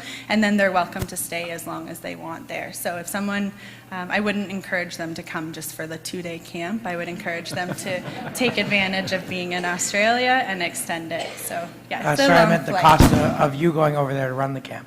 Yes, hopefully that will start to pay itself and then allow me to travel through work, and ultimately that's the big picture goal, is that I can be traveling while I'm working. And then for your camp here, are you concerned, the first one went quick, second one's taking a little longer, are you worried about how far you can build that out? No, because I think next year, based on the interest for the first one, next year we will do one camp. We started with 150 attendees, but the camp can actually sleep 250 people. So instead of doing 2 smaller camps, we can do one camp. And then that way it kind of creates that exclusivity that when tickets go on sale, you need to get your ticket now, and it creates the demand for people to purchase right away, because I'm finding that lag time now with the second camp. Any other questions? Okay, we're good, Hawks? Yeah. Thank you. Okay, great. Thanks, Ruth. Okay. And those were the only 2 investors that the Hawks wanted to speak to. So with that, Hawks, it is now time to invest. So what we're going to do is bring forward each of our entrepreneurs one by one, so that the Hawks can make their investments and comments, and of course tell them whether they're in or they're out and why. So with that, we will start with right at the top where we started at the beginning of the show today with Michelle Baumann. She was our first up with her business Growing Abilities. So here we go. Welcome back to the stage, Michelle. And let's start with John. Okay, we'll start with you. So when I first saw your deck, we talked earlier, we all thought you were in our industry. So that was a little funny in the cannabis space. But I really love what you're doing, and I'm really excited about what you'll bring to the community, but it's a pass for us in this one. I really do think what you're doing is creating such a absolute, it's filling a need that I didn't really understand. The whole concept of the cliff is something I'd never heard of before, so really what you're doing is great. It's not something that I have been involved in the past, but what I'd like to do is give you a $1,000 donation to help you with your needs. Thank you so much. We really appreciate it.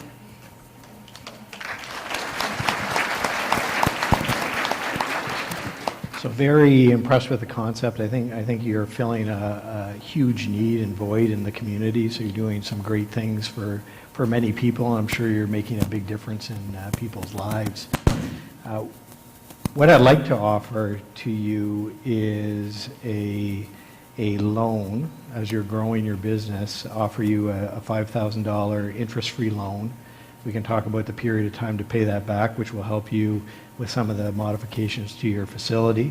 And as you continue to grow that business, you can pay back that interest-free loan. That's wonderful. Thank you so much. Thank you.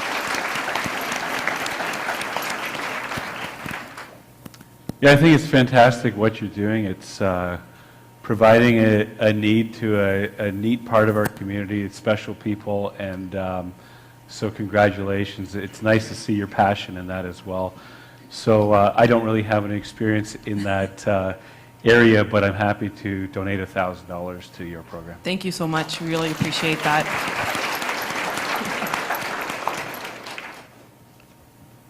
There's a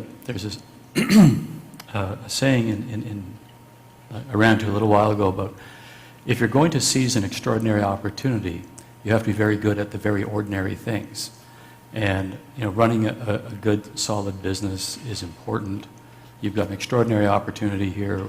In a sense, it's sad in a way that community living is offering less and less service, and you're stepping up to fill that important need. I'm very proud of you. Thank you. I'll add $1,000 to that pot. Thank you so much. Thank you.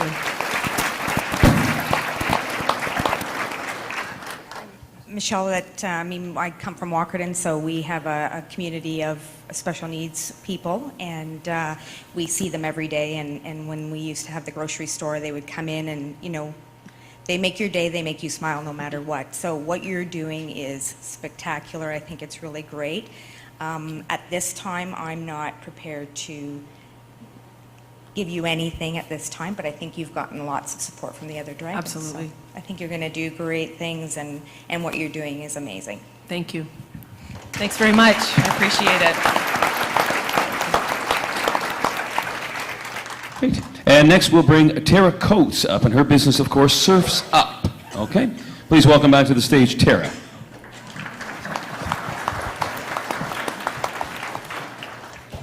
Hi, Tara. Hi. Thank you. I really enjoyed your pitch and the passion behind what you're doing, in particular, with children and physical activity, which, as you said, 1 in 5 children, it's really kind of devastating what's happening right now. Absolutely. So, to get them outside, to get them near water, there's something so satisfying about being near water, and so calming and soothing, even though you're surfing and it's exciting as well. But it's just great to get kids out in nature. So I really support what you're doing. So I would be willing to help you, and just in the matter of $1,000 donation towards equipment for your children's program. Excellent. Thank you so much. That's amazing. Thank you. So I as well was impressed with the model. Bit concerned about the ability to how big you can grow that, whether you can grow that big enough that it can actually sort of fill your time and you can continue to grow that. But the lawyer in me sees, kids, water, and those sort of things. It sometimes makes me worry. But what I will offer is any time you need, any advice, I'd be happy to provide that advice for free and work with you to make sure that you're set up properly to deal with some of those potential issues. No, that would be incredible and necessary, I foresee. Thank you. I was very interested in what you're doing. It's a neat concept, and like they've talked about, it helps out the youth and children to get outside, play in the outdoors, and we have this beautiful area, beautiful landscape that we can enjoy. I don't know a lot about the retail or rental industry, but I would be willing to give $1,000 too. Thank you very much. That'll be very appreciated. Thank you. So Tara, I actually find the business model really interesting. It seems like such a seasonal business, and you've found a way through the retail store and the ongoing sort of brand awareness of stand-up paddleboarding throughout the year to be able to make it work like 9 months out of the year anyhow, which is pretty cool. Yes, yeah. So I'm in for 5 loan. Wow. Yeah. Thank you. Well, that's amazing. Thank you. Oh, wow. Thank you. Yes. I don't know if anybody knows this, or maybe we're not supposed to talk about it, but Tara and Lee and I actually have a little bit of a relationship as far as a mentoring position goes, and I'm more than happy to continue that mentorship, and you know that you can call me anytime for advice when it comes to the retail store, and we've had many good chats about different things that you've needed help with, and I'm happy to continue that with you. Thank you. Your advice was invaluable in this whole endeavor, so thank you.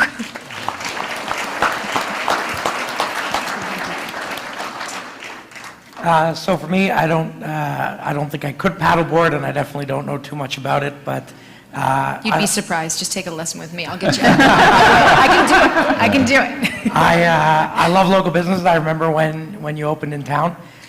So what I'd like to do is make myself and a lot of the members at our company available in terms of marketing, accounting, stuff like that. What we can help with, so we can speak after that. And another thing we try to do is get a lot of staff events where we work locally. So I'd like to talk about maybe getting a bunch of our team out to the beach and getting them in the water. Oh, absolutely. And standing in the water. That's Yes, standing in the water. Perfect. That's amazing. Thank you so much. There you go. Congratulations, Tara. Thank you. Excellent. And next, we are going to bring to the stage Cooper Loblaw, and he was talking about the urban chick. Come on back on stage here, Cooper. There we are. And this time we will start with Brian. So Cooper, you are awesome, just absolutely awesome. And I hope when I grow up, I can work for you, actually. So I thought the idea was great. I haven't met many in high school that are actually as entrepreneurial as you. Very, very impressive. But I am not able to participate in this one. Thank you. Thank you. Cooper, I think it's fantastic what you're doing. I think it's pretty neat that, as a 12-year-old boy that you've taken the time to think about this business, you've costed it out, and you've made a few sales, so congratulations on that. And like you said, there's not a lot of people that do that. What I would like to do is buy one of these chicken coops from you, but I want to see that name on it because it's close to my name. So just we'll talk later and we'll figure out what the lead time is. Thank you.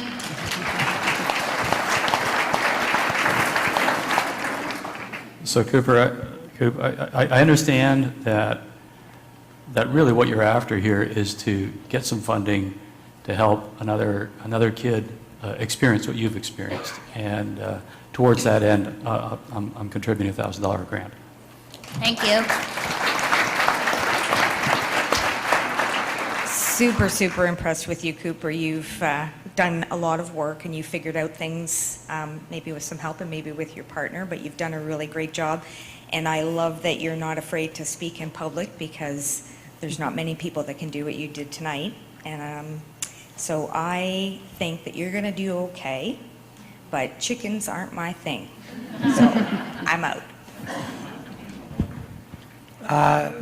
Again, as everyone said, amazing what you're doing, and the business, the branding was fantastic, the whole 9 yards. So from our perspective, what I'd like to do is match the $1,000 to try to get one more person into your school. I think that's fantastic what you're doing.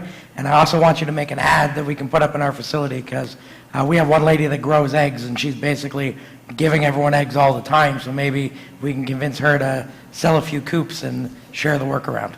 Thank you. That helps a lot. Cooper, I am also very impressed with what you've done, and your pitch is very moving. Very impressed with you in general. So I will do the same as John here. Thank you. Okay, congratulations, Cooper.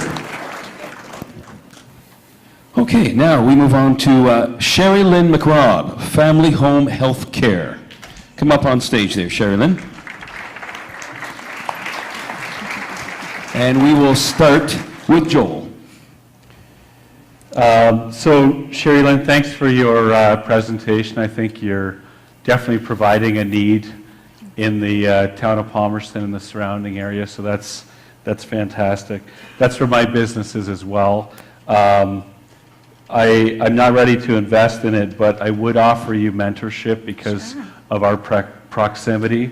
So you know, we can talk as much as you need to. Yeah. And I am in Palmerston a fair amount.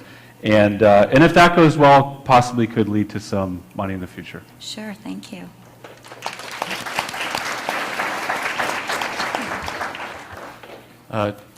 So I'm in with him.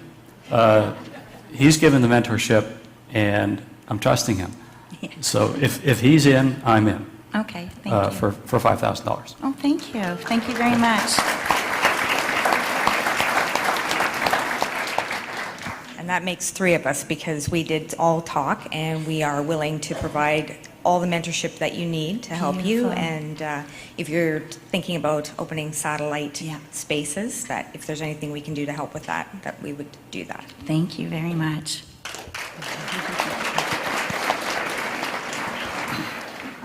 So I think you've identified exciting business. Yeah. I think, you know, for us, the cash flow waiting on the government is a challenge, but sitting in the back room and listening to a lot of the ideas here from the other Hawks, I think you're in great hands, and I think you're going to be very successful. Thank you.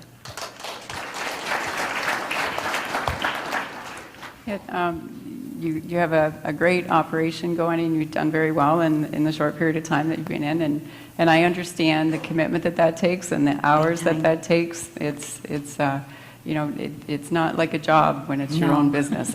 Morning till night. It's a lot more. So, but it's really out of my bailiwick and what I understand, and I think you're in really good hands here. So I will pass. Thank you. I wish you the best. Thank you. So you again are providing an incredible service in an underserviced area, so kudos to you. You've followed your passion, but you're also providing a very valuable service to the community. I would echo what John said, a bit concerned about the cash flows, and I think you are probably as well. Yeah. Particularly as you start to grow, it's going to just keep getting more challenging as you grow. Growing's good, more revenues are good, but the cash flow issue grows. So great mentorship here that's being provided. It also sort of just when you're looking at opportunities for satellite places, maybe partnering in some of the smaller local communities with some of the businesses that are already there may help with that cash flow issue as well. But I wish you the best of luck. Thank you. Thank you. Congratulations to Sherry Lynn. And now we bring up onto the stage Ruth Montgomery, the Maven Project.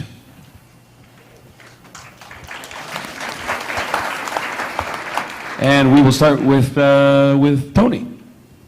Thanks. Ruth, I'm really impressed with what you've achieved with, we were talking about this last night and again tonight about the sort of the localization of what you're doing in particular. And I think that's why we're a little concerned about Australia. But the Mavens, finding local folks who want to share their knowledge with others, and the whole thing you just talked about. And particularly in rural Ontario, I think that's really, really important. It is, however, something I know nothing about. So I'm not going to invest, per se. Thank you very much. Okay, well, you did touch a nerve with me because as a female entrepreneur that struck out on my own, basically, I see the merits in what you're doing, and I am willing to talk to you about loaning you money, the $5,000 to $10,000. We'll talk that out and figure out what's what. But I've got to say that's probably the saddest part of my job is the women that come into my store, and I see the low self-esteem and the insecurities that women have to deal with every day. It's not all of them, but it is a lot of them, and that's probably the toughest thing for me. So anything that we can do to try and help empower women, to make them feel better about themselves, I'm in for. So Awesome. Thank you very much. Happy to do that. Appreciate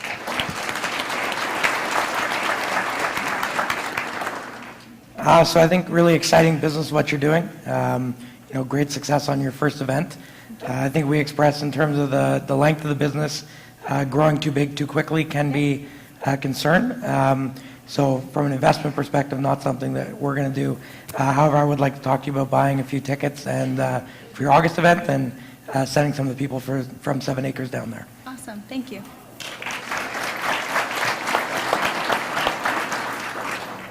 Again, a great presentation, a great project. Obviously, really close to all of us.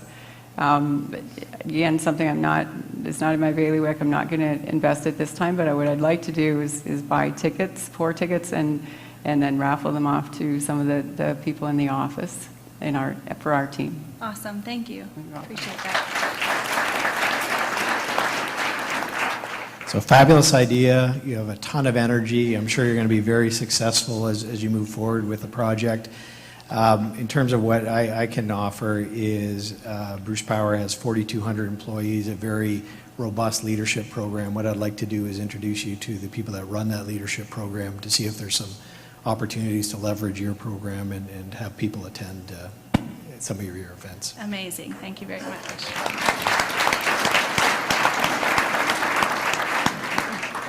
I was very impressed with your presentation and the Maven project in general. Echoing what others have said up here, I think you're just filling a fantastic need for people to make connections. So way to go, and also to see how quickly some of your camps have sold out already, which is fantastic to see. I would also purchase 4 tickets to a future one, and again give them to some people that work for us. So Awesome, thank you all very much. Congratulations, Ruth. And now we bring to the stage Ranjan Pradhan, Shrimp Canada.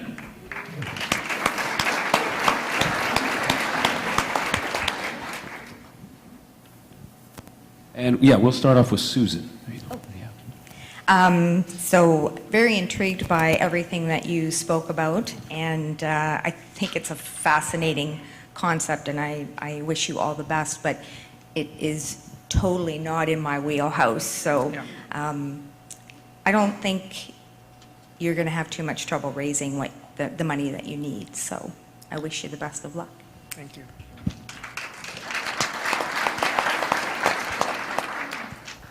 So again, great business. Actually, this is something I've been looking at recently in terms of the ecological damage that traditional shrimp farming does. Again, I know nothing about it, so we can't invest, but I know recently I spent way more money than I should on live spot prawns, so when you do get it going, I'll probably be a big customer for you. Thank you very much.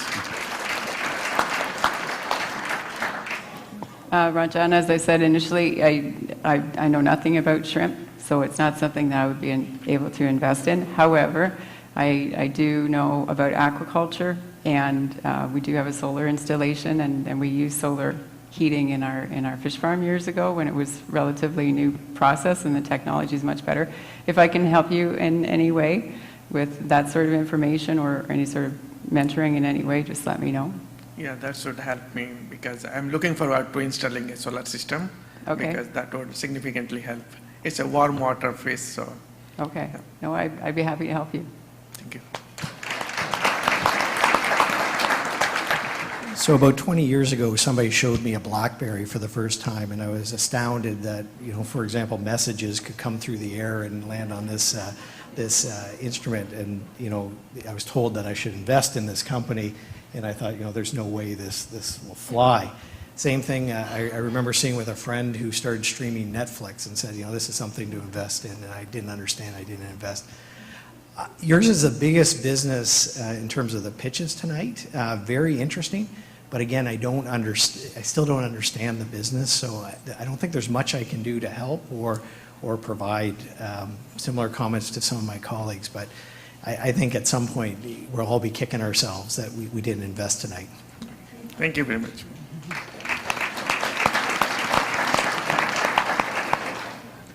I think you've done a great job up until now with your business plan and the research. You're obviously a very intelligent person that understands how this works, even if the rest of us don't. So what I can do, I won't invest any money, but we're also located on Minto Road. Yeah.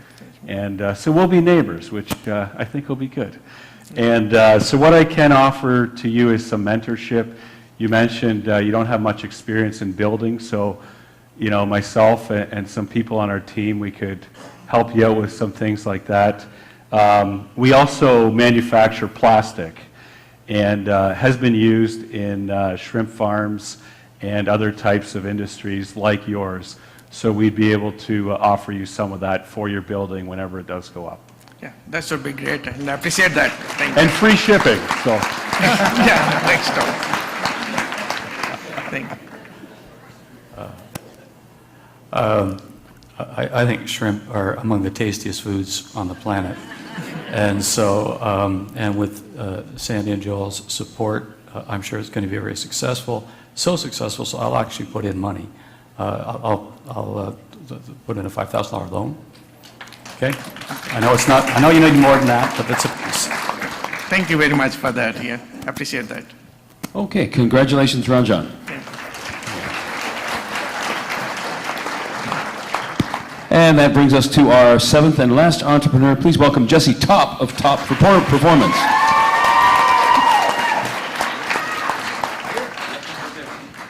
Hi. Okay, and we're going to start right back with John. All right, so really appreciate you coming and sharing your story today.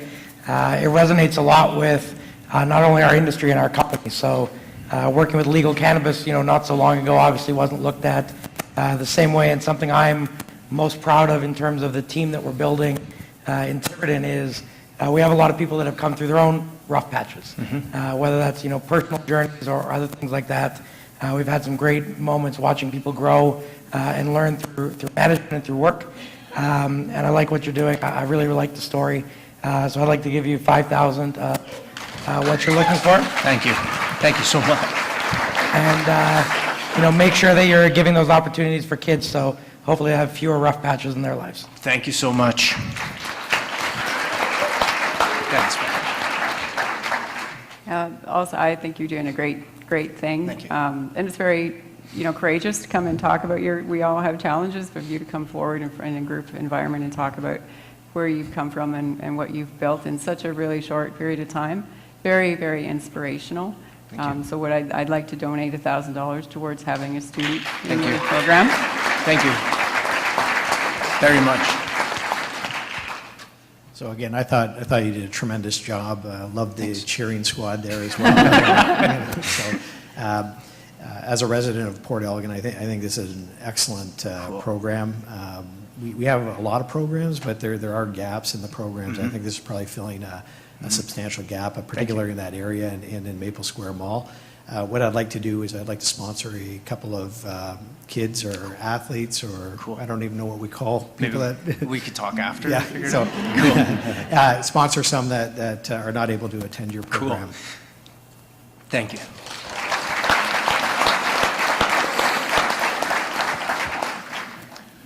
I loved your passion and enthusiasm, and I really appreciate your honesty of your own story and how you got here. So it's great that you're able to share it. I'm sure you've inspired a lot of youth already, and you will in the future as well. And I think that's exactly what our youth need these days. So I'll be willing to sponsor some kids for $1,000 if there's people in the community that can't normally afford to go there, that can make a difference. Thank you.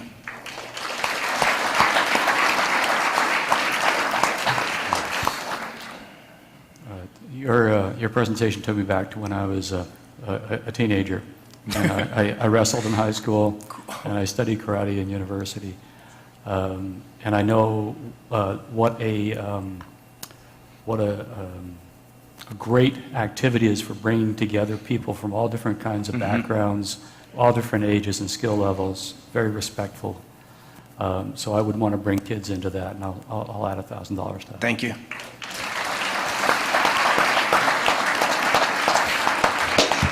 And I'm just going to echo what everyone else has said. Jesse, you've done an amazing job, and I think you'll do well, and you've got great support with the rest of the Hawks, so I wish you well. Thank you so much. Thank you to everybody. Appreciate it. Congratulations, Jesse. Thank you. Here we are. Okay, there you go. A little bit of amazement there. $30,000 invested just like that. Let's give a big round of applause for our Hawks up here.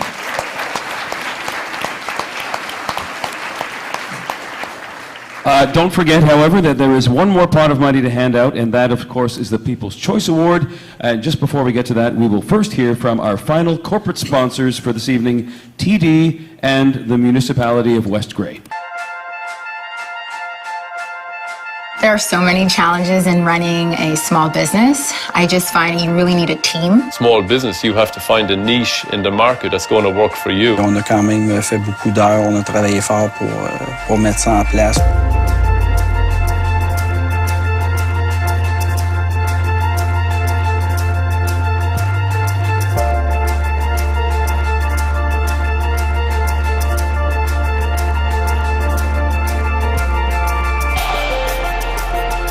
TD has been helpful just in starting this whole process. Les gens de la banque, l'équipe, je suis tombé sur une équipe formidable.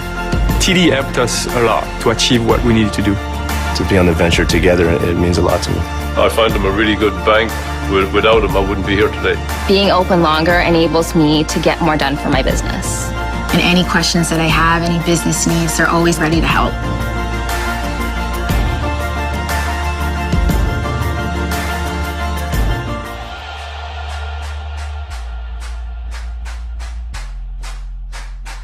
Hi, Kevin Eccles, Mayor of the Municipality of West Grey.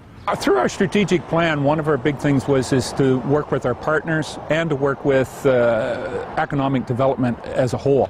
Our partner, Saugeen Economic Development Corporation, is creating this Hawk's Nest, and we thought that it was good for us to be able to get out there to the community, to the entrepreneurs, the young entrepreneurs, old entrepreneurs, any entrepreneurs, that West Grey is open for business.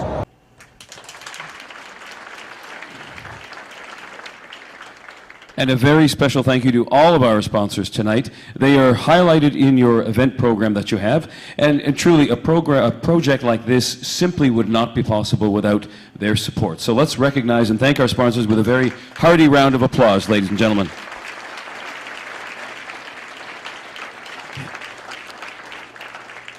And now it is time for the People's Choice. Okay, the ballots have all been added up, and we are ready to announce the People's Choice Awards winner, and I have a note here that it was very close, okay? They don't tell me who it was very close to, but apparently it was very close. There were 186 tickets for the Hawk's Nest, times $5 per ticket, and the People's Choice Award winner will receive a grand total of $930. So that's a nice little amount.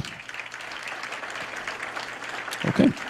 So now, to announce the People's Choice Award, I'd like to invite to the stage the presenting partners, Rose Austin from Saugeen Economic Development Corporation and Barb Fisher from Bruce Community Futures Development Corporation. Please give these ladies a big round of applause for their tons and tons and tons of work.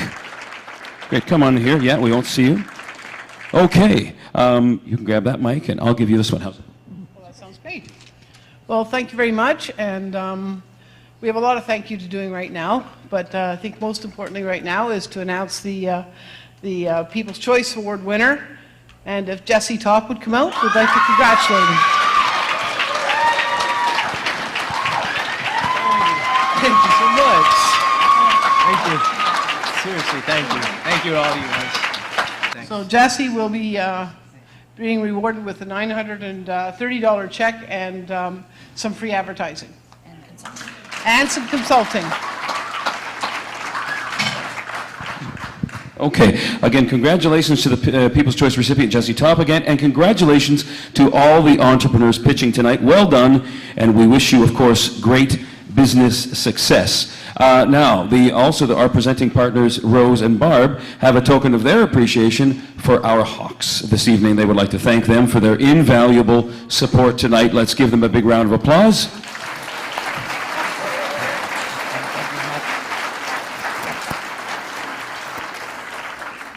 And while they are giving those out, we do wish to mention that the awards that they are giving were made by artist Andy Pridham. His shop is called Weathered and is located in Harriston. Okay, so that from Andy Pridham. Okay. And I think Rose and Barb, when they're finished that, also have some more thank yous to say, I think. We do. And I'll start by not only thanking but introducing the parties that really are responsible for making the decision to host this. And those are our boards of directors. Come on over here, Rose. And I would ask that the board members who are here tonight to please stand and be recognized.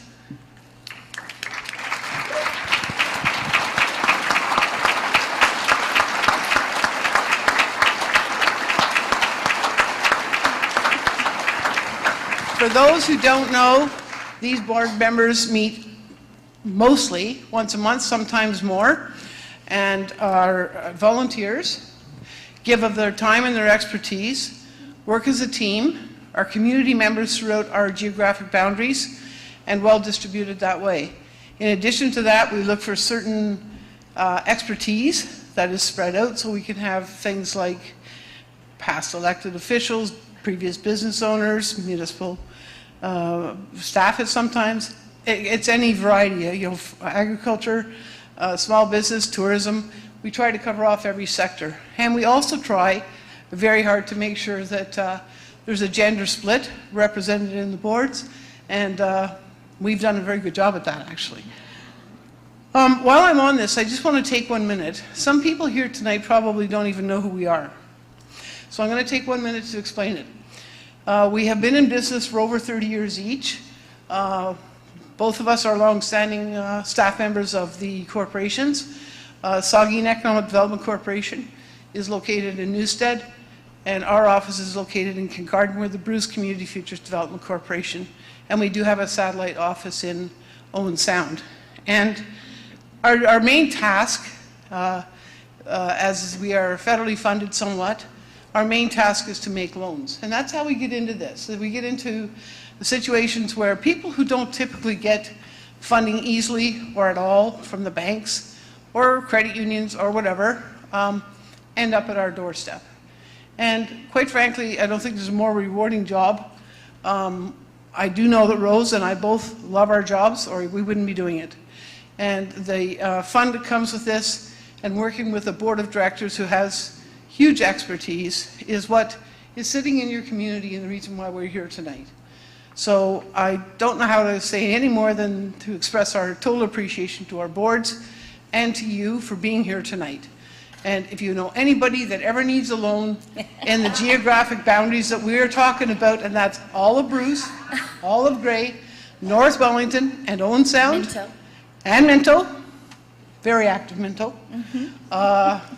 please feel free to tell them to come to us. And that's what I would pass on to you. Thank you.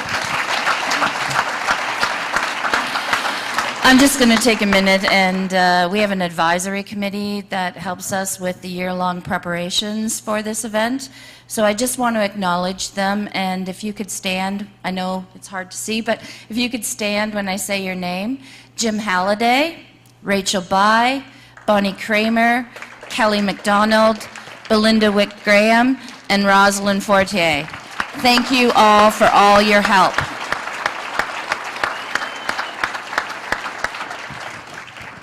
I'm going to double fold here. We do also have very talented and respective staff. And they're here mostly at the back of the room right now because they were the people you met coming through the door. They are the people you'll talk to when you make phone calls to our offices and so on. Most of them are standing, I think, but if you aren't standing, please, our joint staff, if you would stand and be recognized. Wave your hand.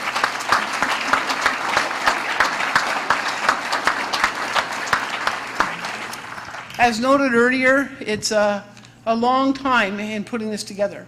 The process starts about 10 months ago, and to do that, we did have a coordinator who was hired.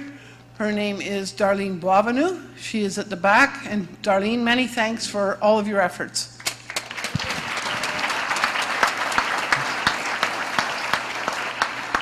Very quickly again, this evening would not go off without a hitch, without this wonderful Richard Thomas production and his crew, Gary Byer doing all of the sound, our MC Dean, our backstage manager Derek, and of course the wonderful bar staff at the KC Hall.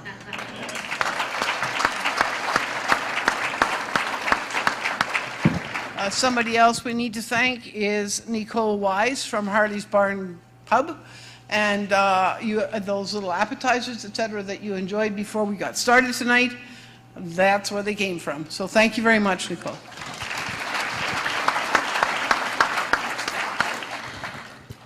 Our partners, our very, very, very valuable partners, the Hawks, our sponsors, all of you from corporate down to bronze, our community partners. Our tagline is working in partnership for our community's future. We do everything with partners, and an evening like tonight would not be as successful without you being involved. So thank you all so very much.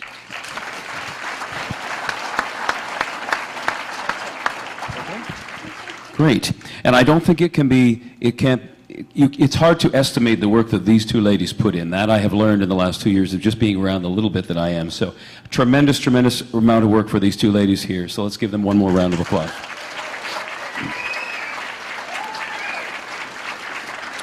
Okay. All of the people we talked about, and probably a handful more, acknowledged in your event program. So take a peek through that. They've worked hard to make this evening happen. And we would like to thank you, the audience, for joining us tonight. Please continue to support your local businesses. Drive safely, and good night. Thank you.